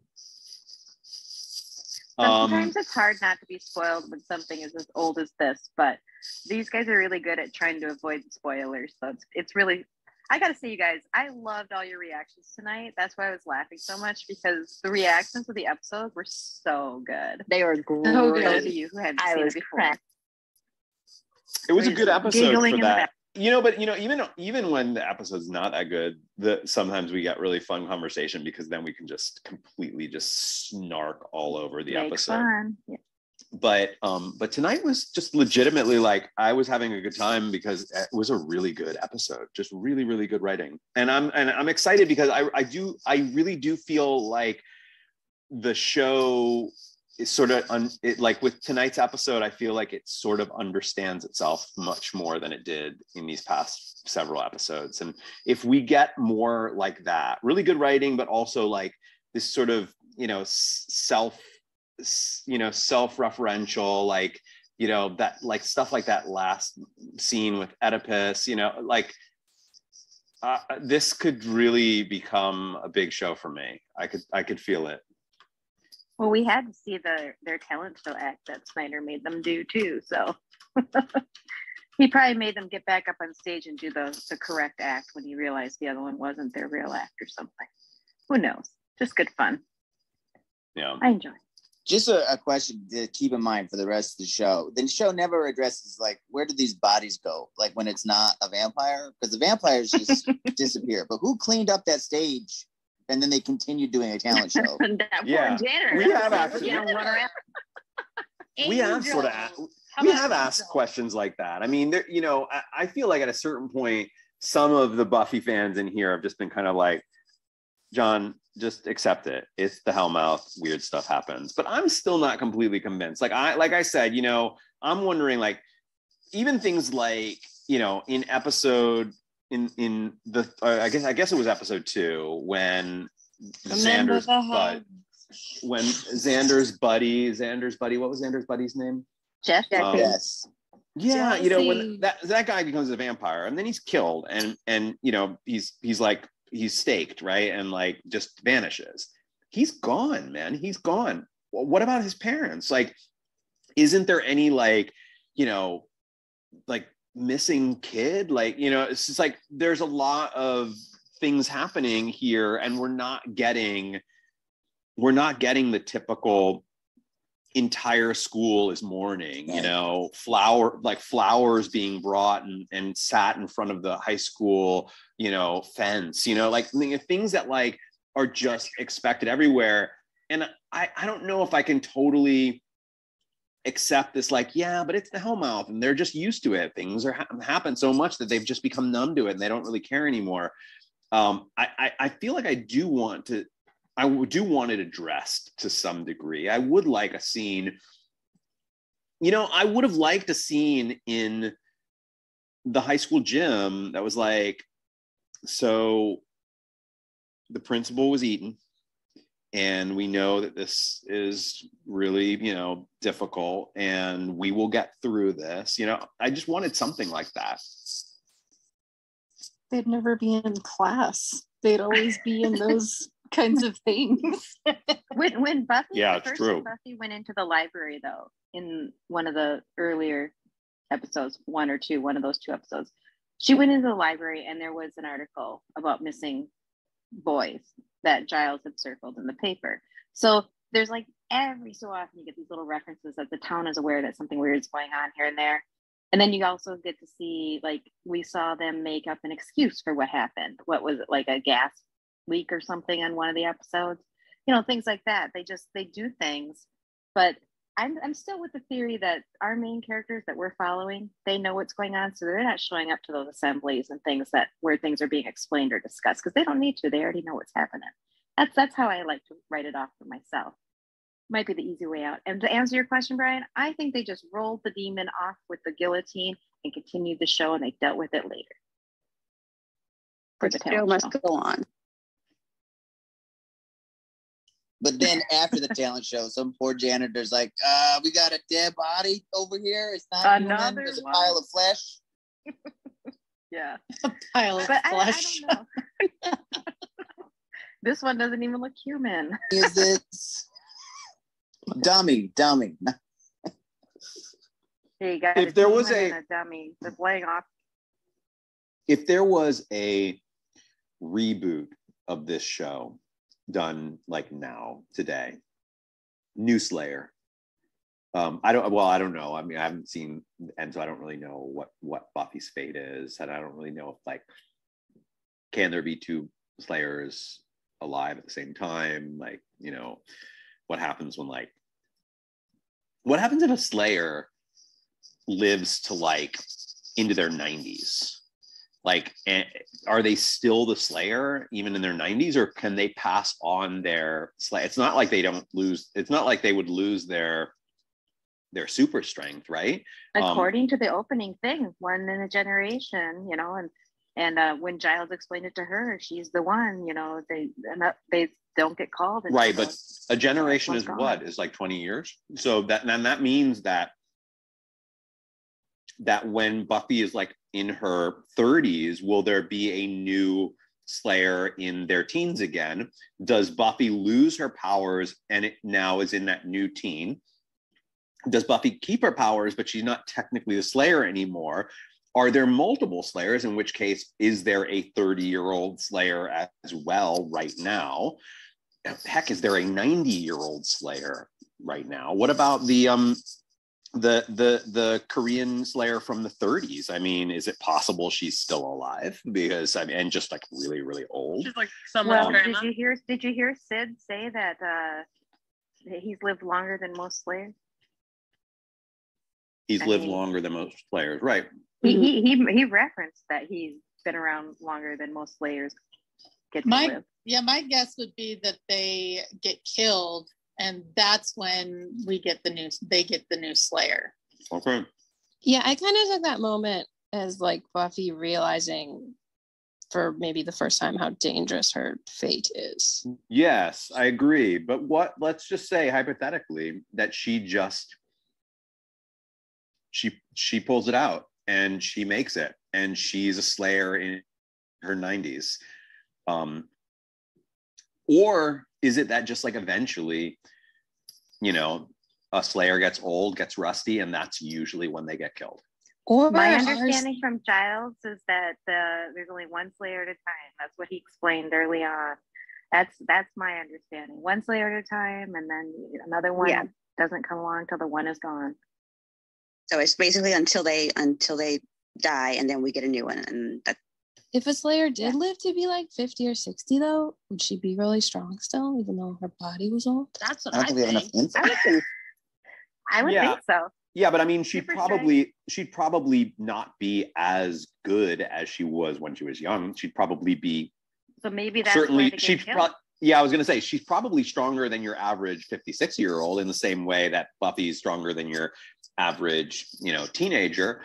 But probably because they're losing their edge, that's usually when they get killed, if they get killed.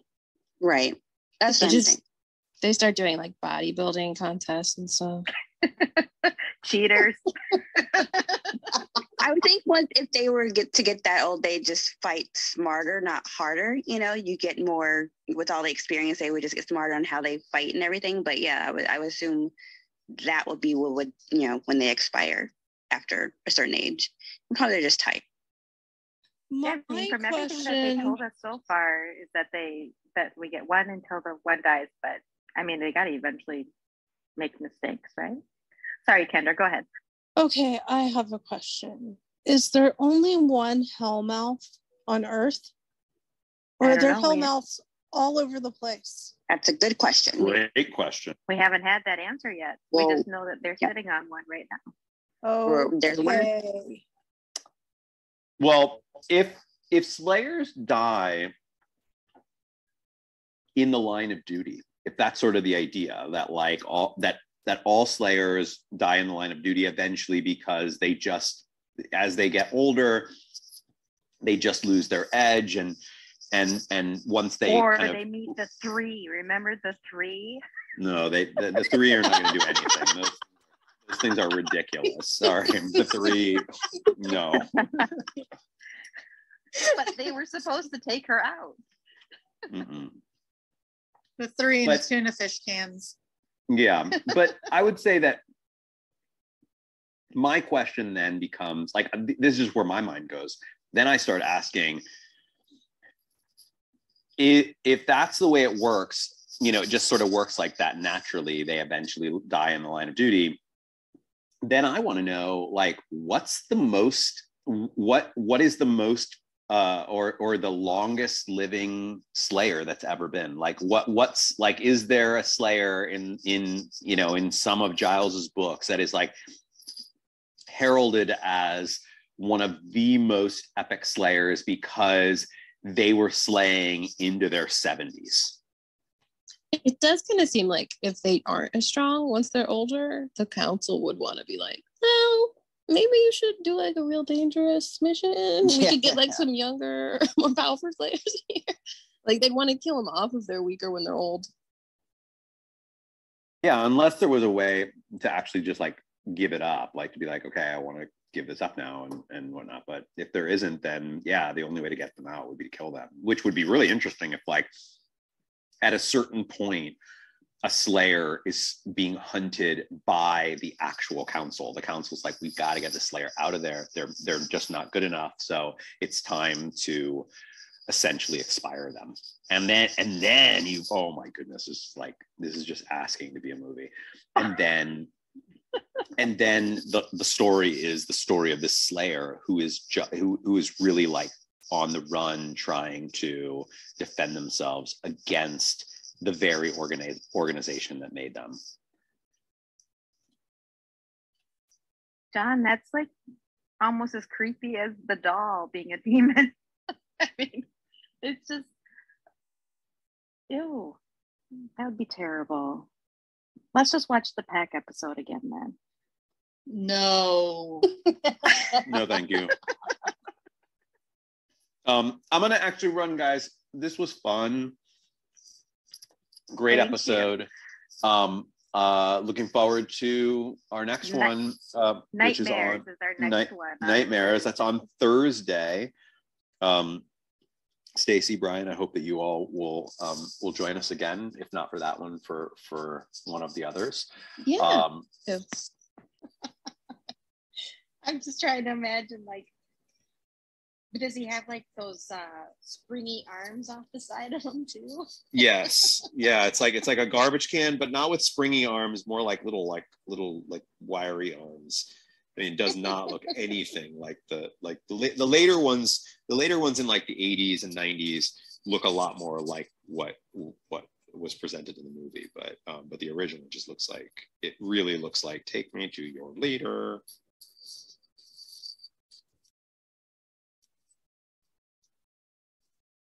Oh, that's funny. I should go back and look at those pictures then. Or maybe it's kind of like a Lost in Space, old school looking robot. I don't know. I was thinking that this time. I'll be honest. I was thinking about that this time when I was watching the show. And I figured it had nothing to do with the Avenger movies. It just reminded me of that kind of storyline a little bit.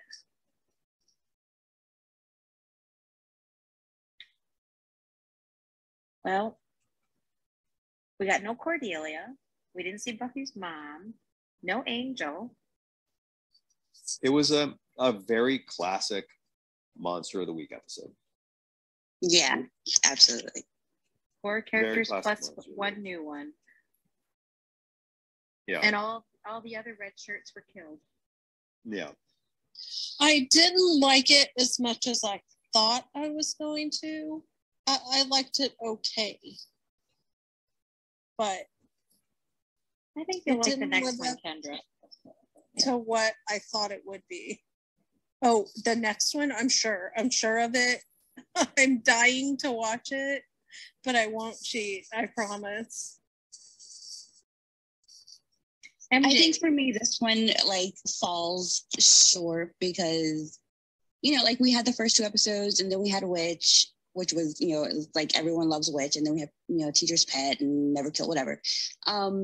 Even though, we're torn on the Pack, we sat and talked about that one at length for a good hour. And well, it was a dynamic episode. I mean, it definitely had people feeling very uneasy and like, I don't think I could watch that again, but it was a very dynamic episode. There was a lot of there was of course some goofy things that happened there, like, the weird ritual at the end and the weird zookeeper and stuff. But for the most part, there was just so much narrative and there were so many twists and turns.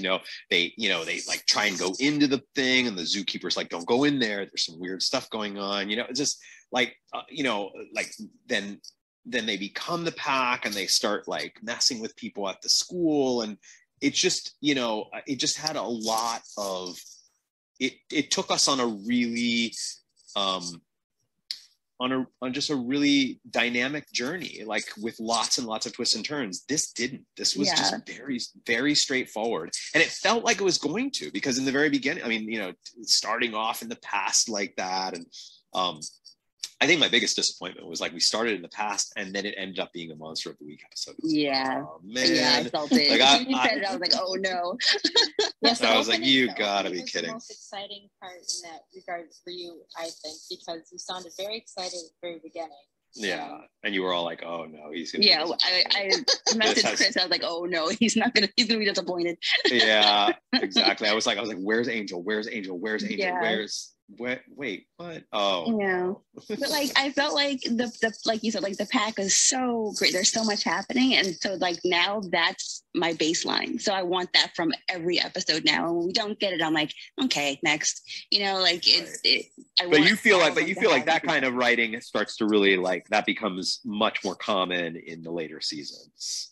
It starts next season. Yeah. It starts next season. Yeah. Okay, cool, great. It's like great. once they know that they got picked up and they're gonna get to go somewhere and they're given more money.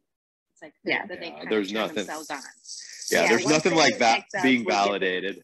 Yeah, once they get picked up, we get the plot, and then once they officially gave the okay, do whatever you want, you can feel it in the show. So yeah. Exactly. That I mean, there's something about feeling feeling like you're getting things right that makes you get more things right.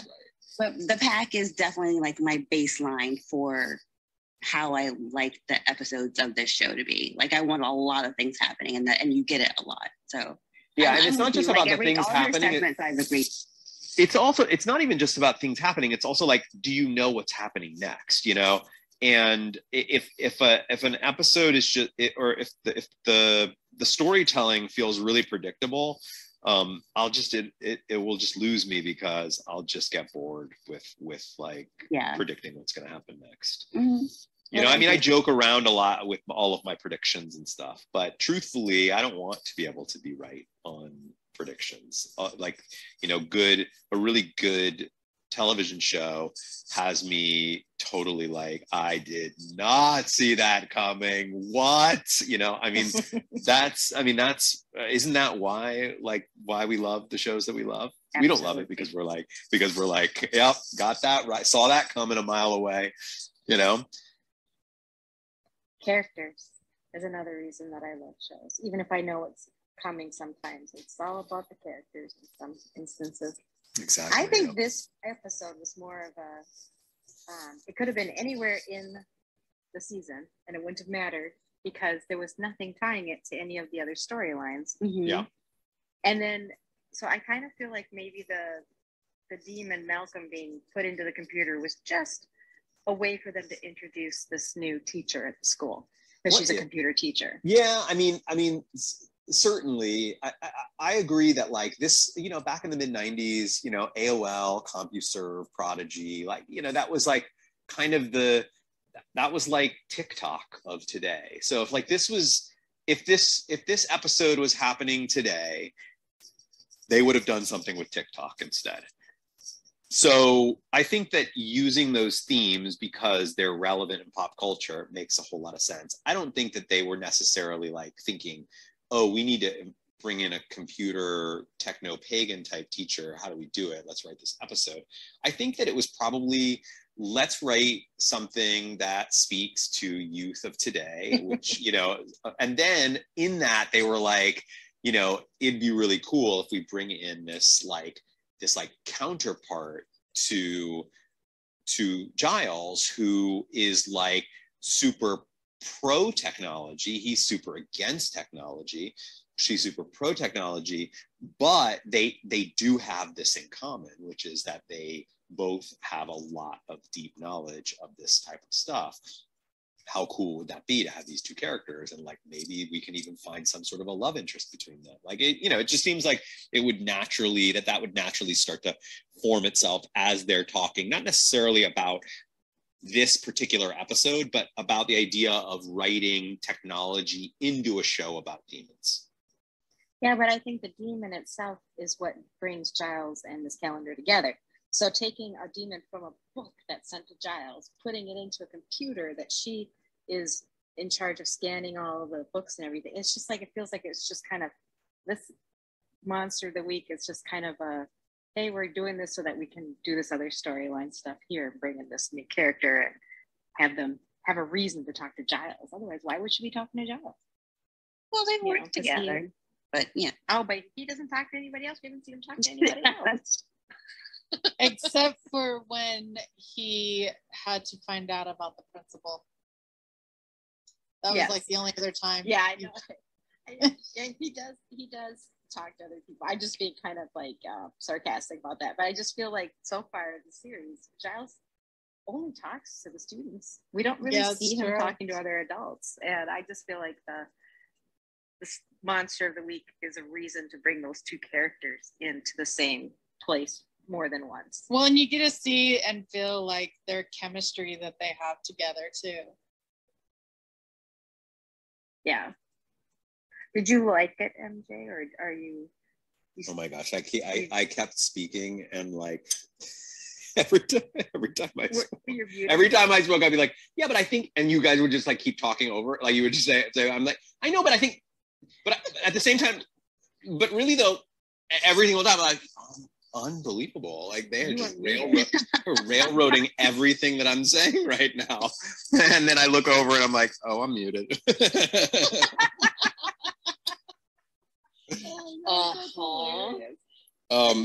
Here we are. We're just talking. I had no idea. Go ahead. Well, I was just gonna say, why not the opposite, or why not the other way around? Why not like we want to do a story that is themed around the idea of technology, right? Like, this is a show about demons, and so a really interesting way to subvert that is to how do you bring technology in? It's a very big thing with youth these days. Everybody's in them chat rooms. Let's do something with that. And then through that, they're like, wait a second, we should bring in a character because Giles doesn't know anything about computers, so he's going to be worthless in an episode like that. So why don't we bring in a character that does know that kind of stuff? And then wait a second, why doesn't that person end up being sort of the almost like counterpart to Giles? This is why you're a like, writer and I'm not. And then it's like, wait a second, why not make it a potential love interest? I mean, so that to me seems like a little bit more, that seems to make more sense than like, let's create a character that's a counterpart to him, and let's make it a computer person because he hates computers. And how do we write an episode around that? That seems the like backwards way of doing it, because you're already, even just by saying, yeah, but let's create somebody who's the opposite of Giles. Giles hates computers. Already you're bringing computers into the context of the story ideation, when nobody even brought up computers, right? Like, why does it matter that he doesn't like computers? Like, the only reason why it would matter that he doesn't like computers if you're planning to write stories with computers in them. You see what I'm saying? Yeah. Yep. I get this.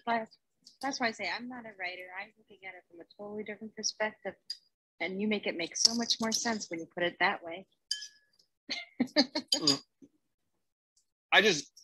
I'm sorry. I just think that this was what year? 97, 98? 97? This was 97. Yeah. 97. Yeah, I mean, AOL was like already starting to become 97. It was the year either right before or right after the huge no, it was right after. It was right after the huge AOL marketing. That's probably, to this day, it's probably studied in marketing classes, when AOL sent those CDs to everybody in America. You'd like open your mail and there was an AOL CD in there for you to join America Online. It was like it was the biggest thing in 97. And it just feels like they had to have been, that's what I mean. Like, if you were writing a paranormal show today about young people in high school, how could you not bring TikTok into it?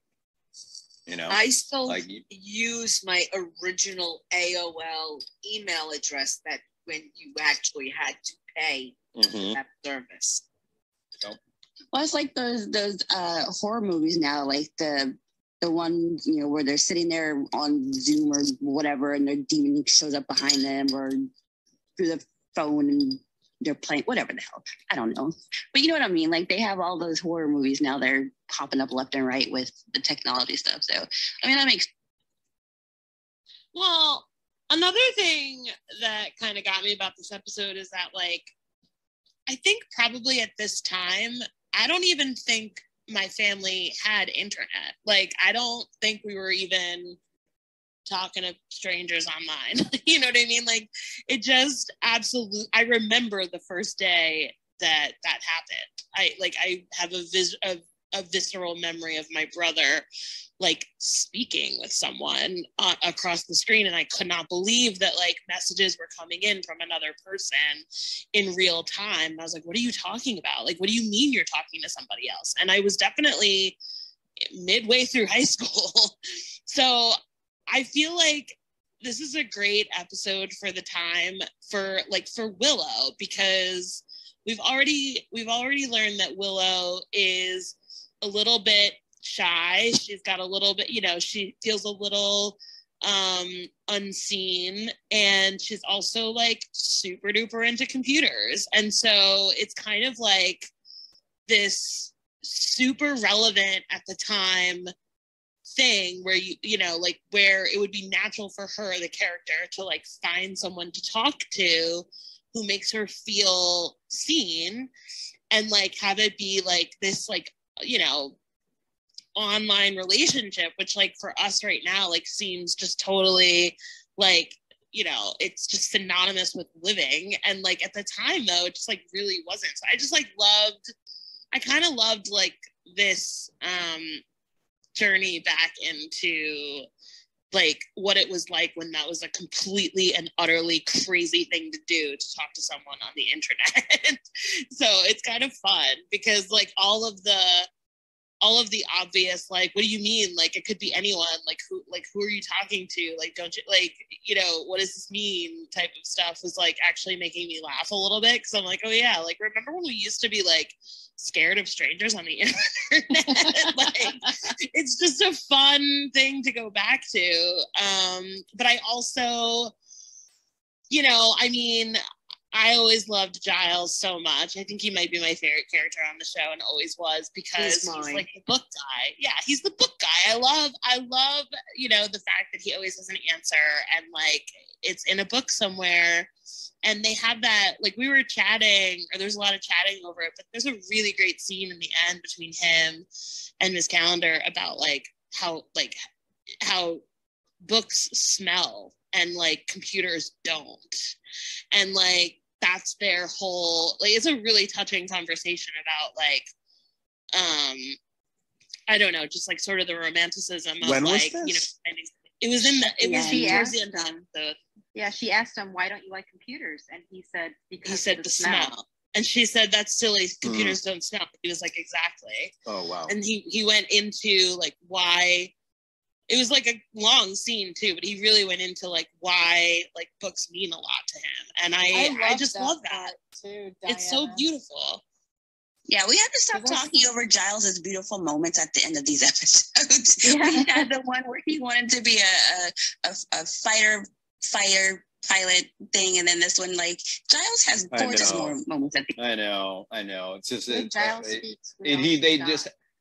They just happen to be in episodes like this where that just really, like, are conducive to making fun of some of the goofiness. But I mean, and it was a goofy episode, like, for sure. I mean, I think it's a super campy episode, and, like, super heavy on allegory, you know, like, you know, Willow feels unseen, so of course she attracts a demon. Like, I mean, you know, but I also love this moment because it's, like, the late 90s where he's working with all these kids who are definitely, you know, participating in electronic stuff and technology in a way that he wouldn't. And, like, it's a kind of a cool, like, okay, like, he's got to get with the program a little bit to, like, you know, to do his job better. And I think that's really cool too. I think that's, like, partly why the character of Miss Calendar is introduced is, like, really fun, because it's like, oh, he's got to actually put down the big old stinky books and like figure out like how to help these kids, you know, because things are a little different. Yeah. Put down the big old stinky books. And you know his books stink because they're old. Oh, that book was in that box for like, what was it, 1419 or something? Like, years. Yeah, like that book stinks for sure. I don't know how they had didn't have moths or bugs or whatever in there, because you know it should have been eaten up a little. Maybe the bugs didn't like the demon. Oh, that's a good theory. Demons keep the bugs away from your books. Gotta make a note. I did enjoy that the red eyes lit up on the book later when he went to close it. I was like, oh man, that's great. It's very like Hocus Pocus. Yes. Oh well. It's just another episode. You know, I kind of wonder if they had like a certain number of episodes written out for their overall story arc, and then they had to put in these fillers here and there every so often, or these were all just these Monsters of the Week ones were really planned out. I never really looked into that in the past, but like I was saying, this one seems like it doesn't have itself attached to any particular part of the overall storylines that we've been in. Well, except for Willow's, like, yeah. You know, she's mentioned a few times, like, how she just doesn't feel, like, super, you know, visible. Yeah. And I like that this was about her.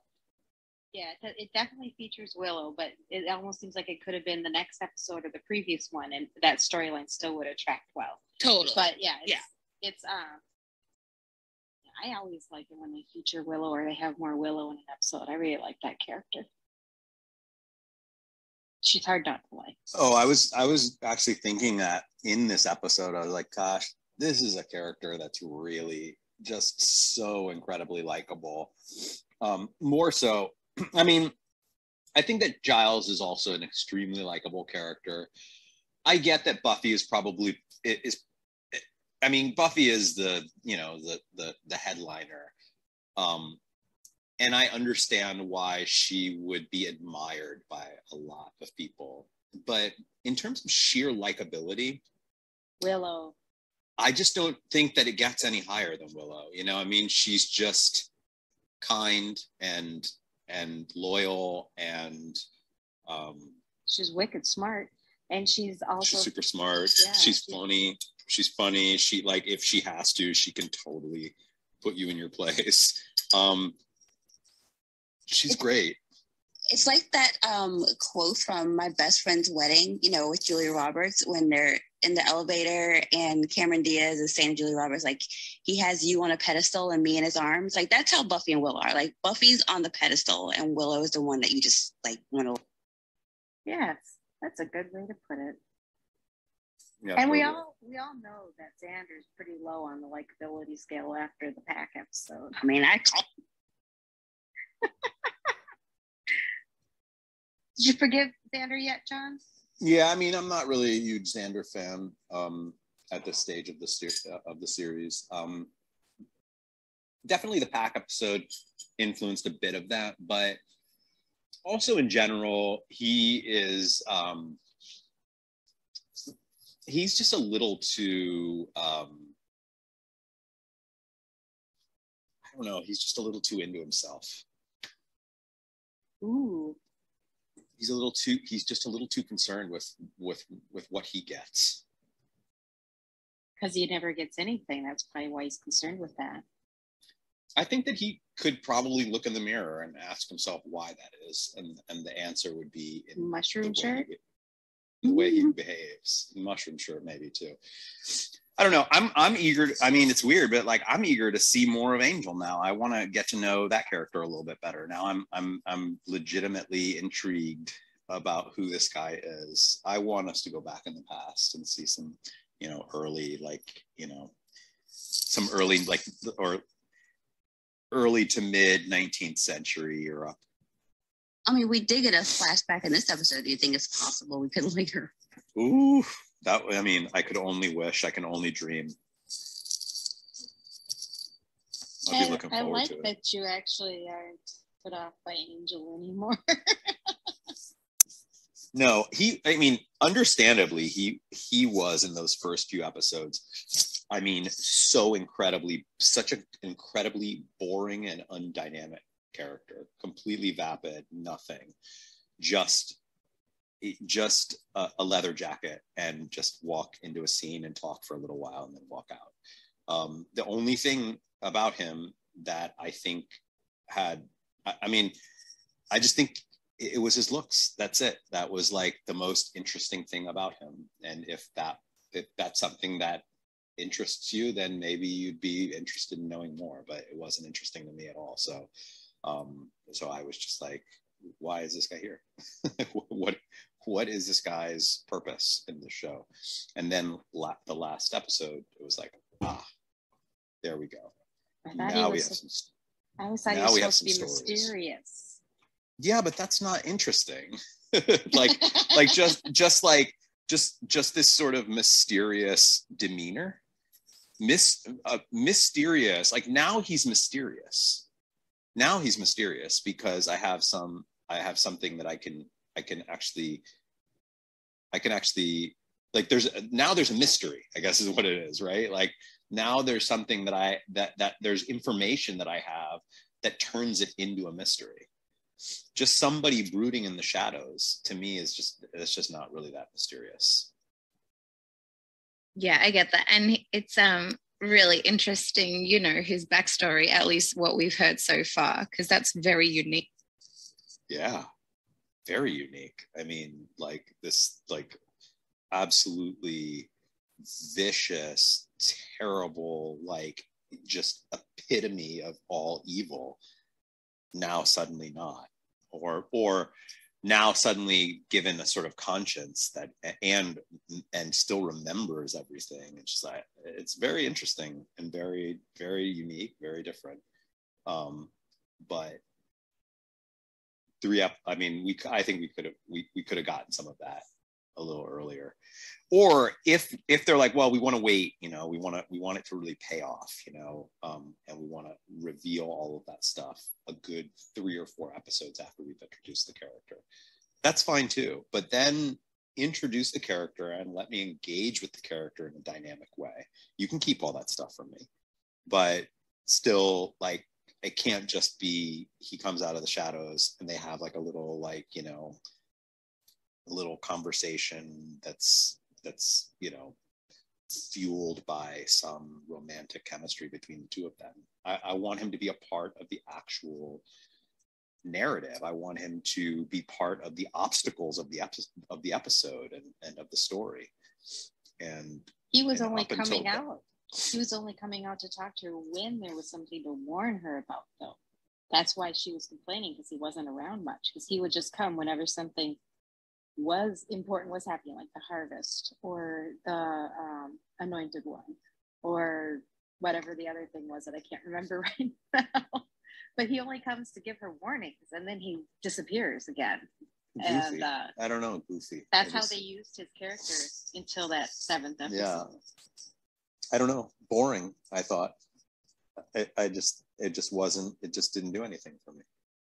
And I think it probably just I guess it just annoyed me a little bit, I guess.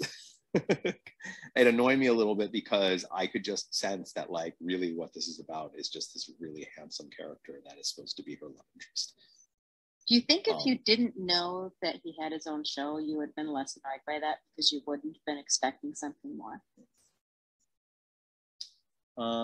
That's the disadvantage of watching something like this years and years later, when you know that there's like, you know people who used to watch the show, or you know that there's another show that's titled with that character that maybe you had bigger expectations early on than you would have if you didn't.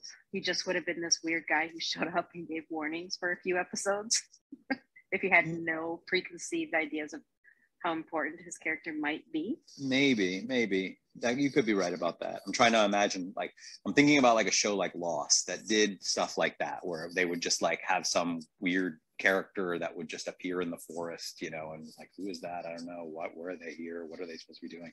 And you're like wondering, but so much of the premise of that show was like weird things are happening, weird people are coming out of, the woodworks, strange, so the conceit of that show was everything around us is mysterious. Like we don't know what the heck is going on, right? So that, I guess, works in that context, but that isn't really the conceit of this show.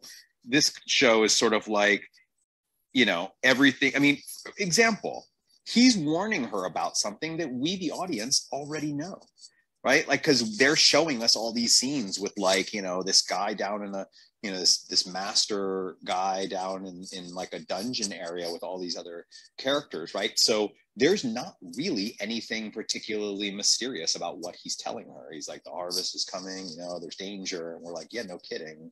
She doesn't know that, but no kidding. We just saw it. It's some weird guy like down in a dungeon with a bunch of other vampires that are on their way. So he doesn't really function as a mystery to the narrative, because we already know what that is. So then all he really functions as is a mystery to her. And then we wonder like, well, why is that important? And when you kind of get down to it, the answer really is because he's handsome and he's like, clearly a love interest character. It's all about whereas if it was on Lost, we would all be lost. Like we wouldn't know what he was talking about because we wouldn't have seen a master down in a dungeon. We wouldn't have seen any of that stuff. He would have been telling us about something weird that's going to happen. And that would have had all of us like, what is going to happen? We would have been like legitimately nervous. And that would have actually made his role as this sort of messenger character, it would have made it make more sense. Oh, that is so true about Lost. You re-describing all that. I think I may go watch it again. Oh, we'll get into some Lost. We will get in. Don't worry. I'm taking my time on Lost. I haven't seen Lost yet. Me neither. Well, I haven't. Wait. You guys are so Wait. What? Okay. Well, first of all, when we get to Lost, you're not going to be pulling Hunter. You're not going to pull a Maisel on me. Okay.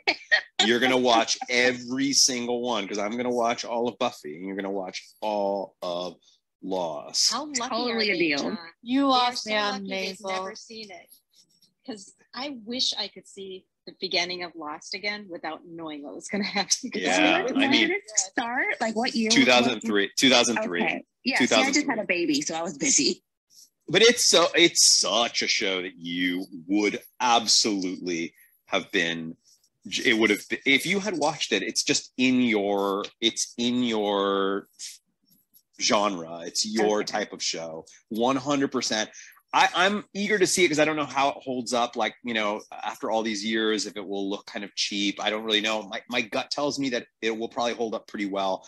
But it's just, that show is all about what is going on. It was all about theorizing theories. And I have to say, in the end, it kind of has a little bit of, not to spoil too much, but it has a little bit of a Game of Thrones ending-ish. Like the last season, I'll just say the last season's controversial. There are some people that really love it, but it's controversial. But one thing about it is that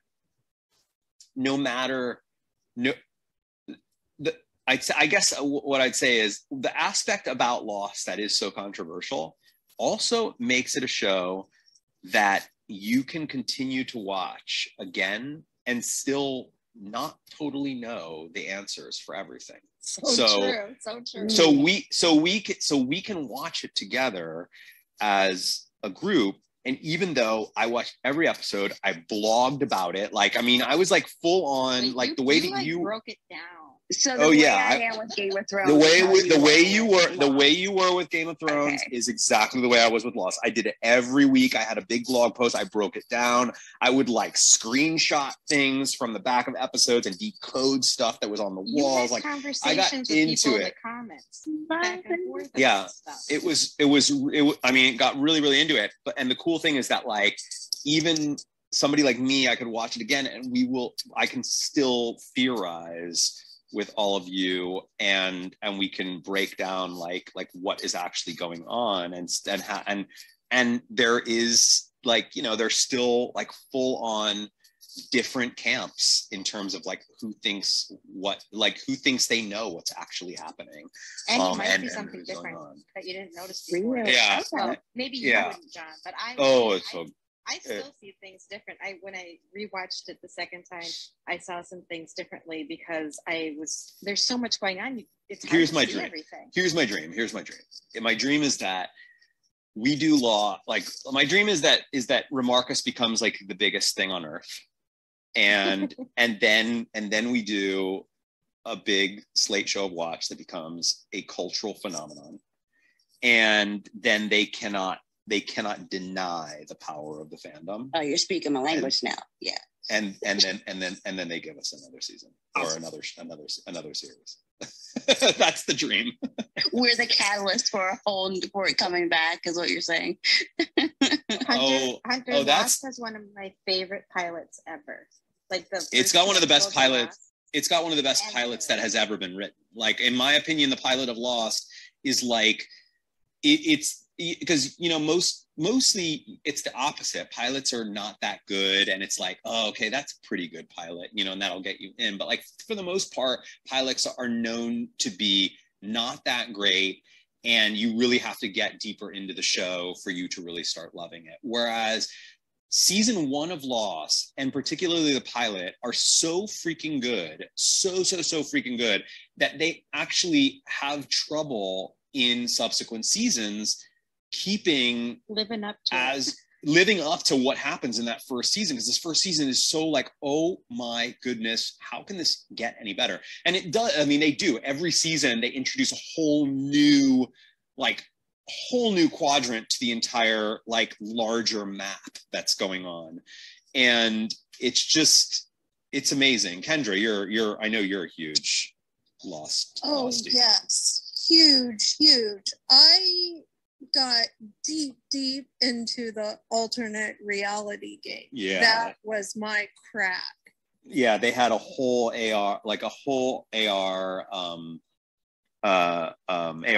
which is alternate reality game that involved like phone numbers that you had to call, and they had like, you know, answering machines that are from characters on the show and gave you more information. There was a whole book that was written.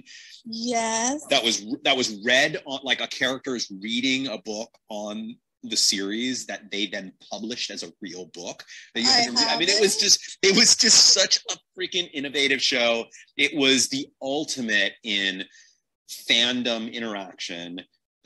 People, whether or not you loved how it ended or not, no one could deny that the experience that show created for communities to gather around that show at watch parties and in forums online, whatnot, was just like, to this day, I think unparalleled, really. And at that time was just groundbreaking, like absolutely, utterly groundbreaking. It was so difficult when the episode would end. And I'd just be like, I can't believe I have to wait for 6 more days to go by. It was so frustrating sometimes. I was like, 6 days? What am I going to do 6 days?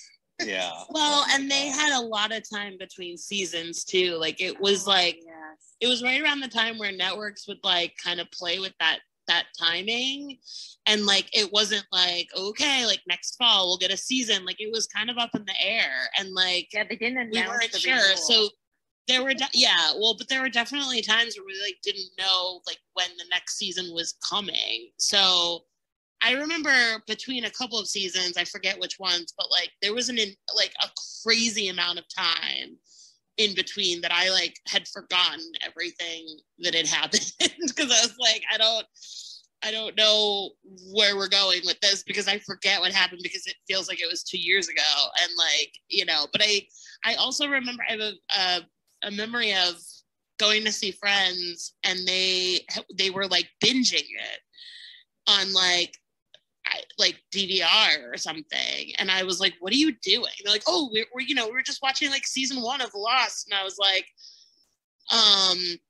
that's not fair. I just remember thinking, like, why in the world would you watch a bunch of episodes in a row? That makes no sense. I binged the first season because I binged the first season because I remember, everyone was talking about it, and I was like, oh, what is that? Why is everybody so into this show? Like, what is going on? So I watched an episode. I watched like one random episode midway through the first season, and I was like, this doesn't make a lick of sense. This is so incredibly weird. And I was like, I don't get it. And I just didn't, And then my sister, months later, was like, are you watching Lost? And I was like, no. She's like, you would freaking love it. It's incredible. It is the best thing ever. And I was like, I watched an episode. It doesn't make any sense. I wasn't into it.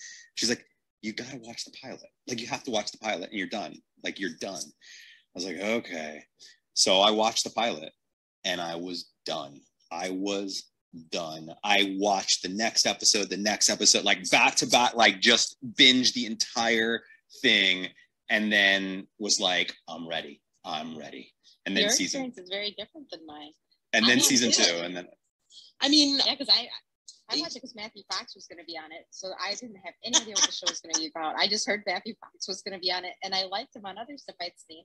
So I thought, I'm going to watch this show. So I turn it on when it, comes on. No clue what it's going to be about. And as soon as that episode ended, I was like, what did I just watch? And I'd recorded it, so I watched it again.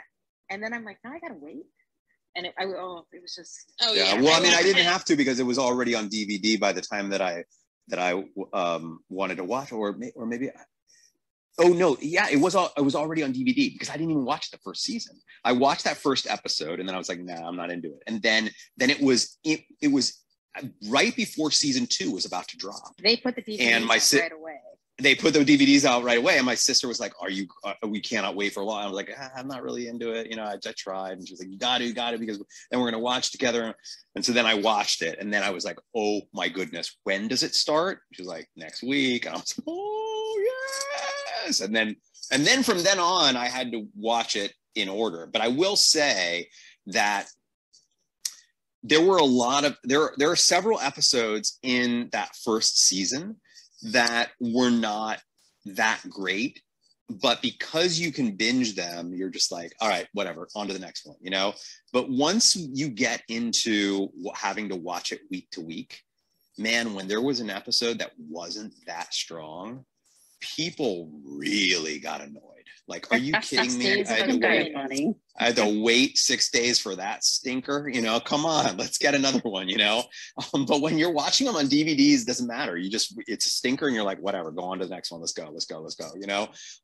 And so that would happen. And then, of course, during winter break, they would take these like ridiculous hiatuses where it was like, suddenly you're just nothing but reruns for like 3 months, and you're like, what is going on? When is the next episode coming?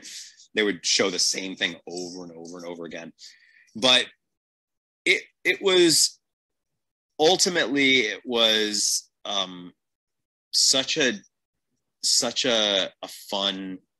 It was such a fun time. It was such a fun time to interact with other people who were really into it and theorize and chat about it. And we didn't have this. We didn't have a Remarcus to all meet. We had to do it in like text forums and blogs and whatnot. But we were doing essentially this. We were just doing it in the comments of these blog posts. I'm because it's Lost. You can't go anywhere without hearing about it. And I've wanted to start it for years. I just haven't. It's been on my list forever, but I'm kind of jealous that you get to experience I like not binging things. Yeah, and I like not binging things. I like watching things and then letting it sit for a couple of days and then watching another episode. So I think I'm down. I'll watch it. I think that's why there was a lot of chatter about it, because of the wait period, right? Like when you have to wait 6 days for another episode, like it gives you a lot of time. Yeah, to that too. Yeah. To get, totally. Yeah. So like me and my friends at work, like we had like an epic like email chain going, you know, like it was just like a reply all situation at work, which was probably not cool, but like whatever. And it was like one of those things where we spent 6 days just like, but what about this? But what about that? What do you think about this? And what, you know, like it wasn't a chat room, but it was like, or a blog, but it was definitely like. It was essentially what we do. It was essentially what we do on Discord. You know, it's that, but just doing it like, you know, in that week between when the next one's coming out without knowing what's going to actually happen. We were talking about that recently in, I guess it was the Maisel watch, or was it in the Buffy watch, the last Buffy watch, where we were talking about how I think it was the last Buffy watch, where, you know, the fact that we now have these on-demand shows that you can binge all at once, that removing that week of water cooler conversation makes you actually, I want to say, I can't remember. It wasn't here. It was probably. I think Diana was talking about this. Yeah, it was this idea that you remember like, I remember shows better, like shows from the early on. Well, not just because you had more time to think about it, you actually did something with your thoughts about that episode for a full week. You did it with fans. You know, so I remember Lost so well, so many details of Lost. Whereas, like, you know, I could binge a show now, enjoy it, and then like 2 months later be like, I really don't totally remember what happened, you know, because I didn't spend enough time really like burning it into my memory. Whereas episodes of Lost, I was thinking about that episode and talking to people about the episode all week long, you know. And so that just gave you way more time for your brain to just for it to just sink into your brain. And I think that that's also what happened to a show like Gilmore Girls as well, that might not be happening for a show like Maisel. I had coworkers that did that with Sopranos as well.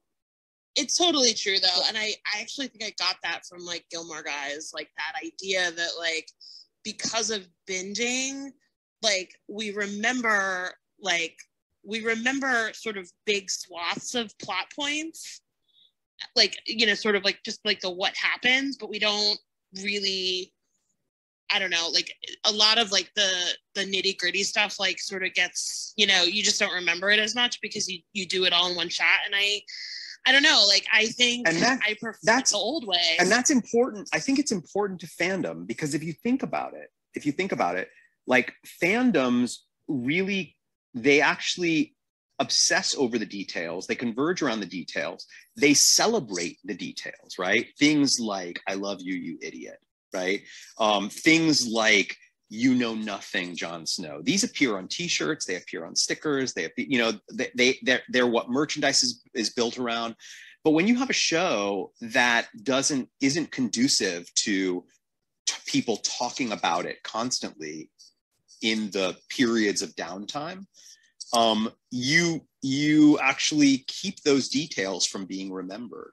And it's those details that you need, that your franchise needs in order to build something much greater than the show itself, to build it into merchandising and fandom and cosplay and all of the things that really make a big fandom IP what it is. And I think that streaming and on demand is actually hurting fandom. We don't just say it right there. Yeah, like, no, I completely agree, because like even when we're watching Gilmore Girls, like, you know, the moments with Lorelai, you know, like when she's just in the back of the car talking to the therapist, you know, that those very subtle conversations that the characters have and interact with each other, you can just breeze through those now and not have to think about those again, because you're waiting for the next plot point. It doesn't sit with you and hold you as tightly as it does when you binge something. Yeah, like you don't have to hold. Yeah, but I'd also say, in addition to the binging, you know, it's also the lack of people talking about it together, the lack of people talking in communities about the individual episodes. We used to have a full week to do that.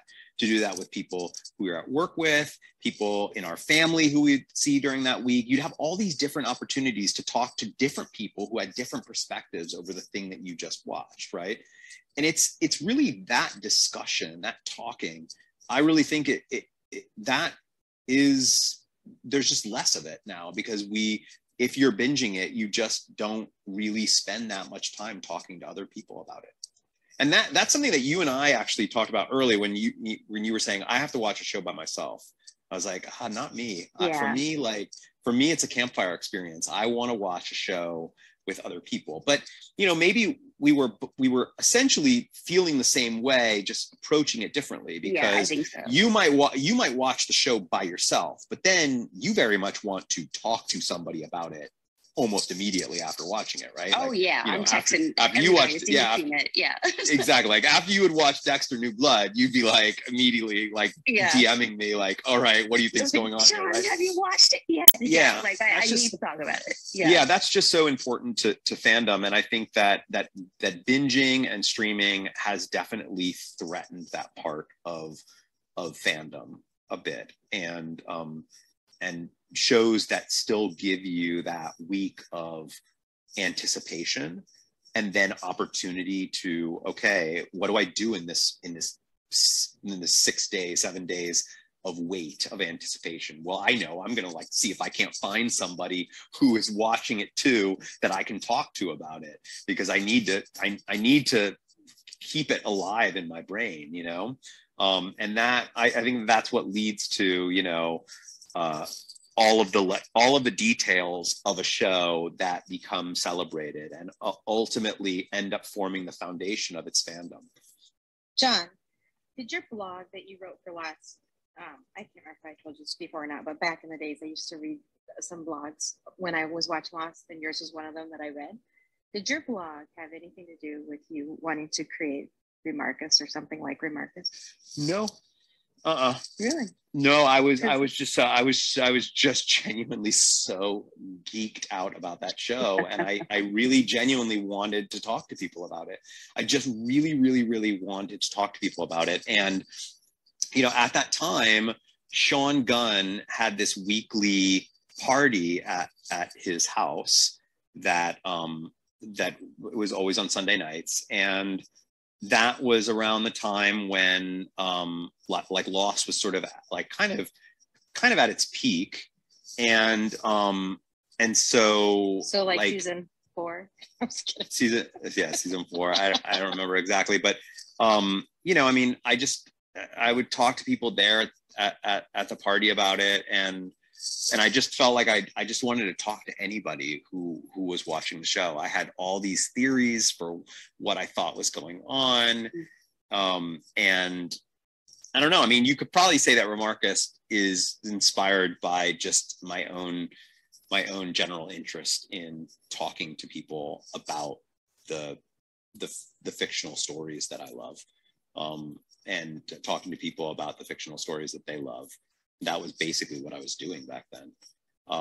It's funny, you just said almost word for word what I said in one of my Game of Thrones videos, because someone was like, so why'd you even start this channel? I was like, David, my husband, he was deployed and he started watching Game of Thrones and he told me to watch it, so I watched the first season, and I would try to talk to him about it, and he was like, who? Because he has the memory of a fish. He's Dory.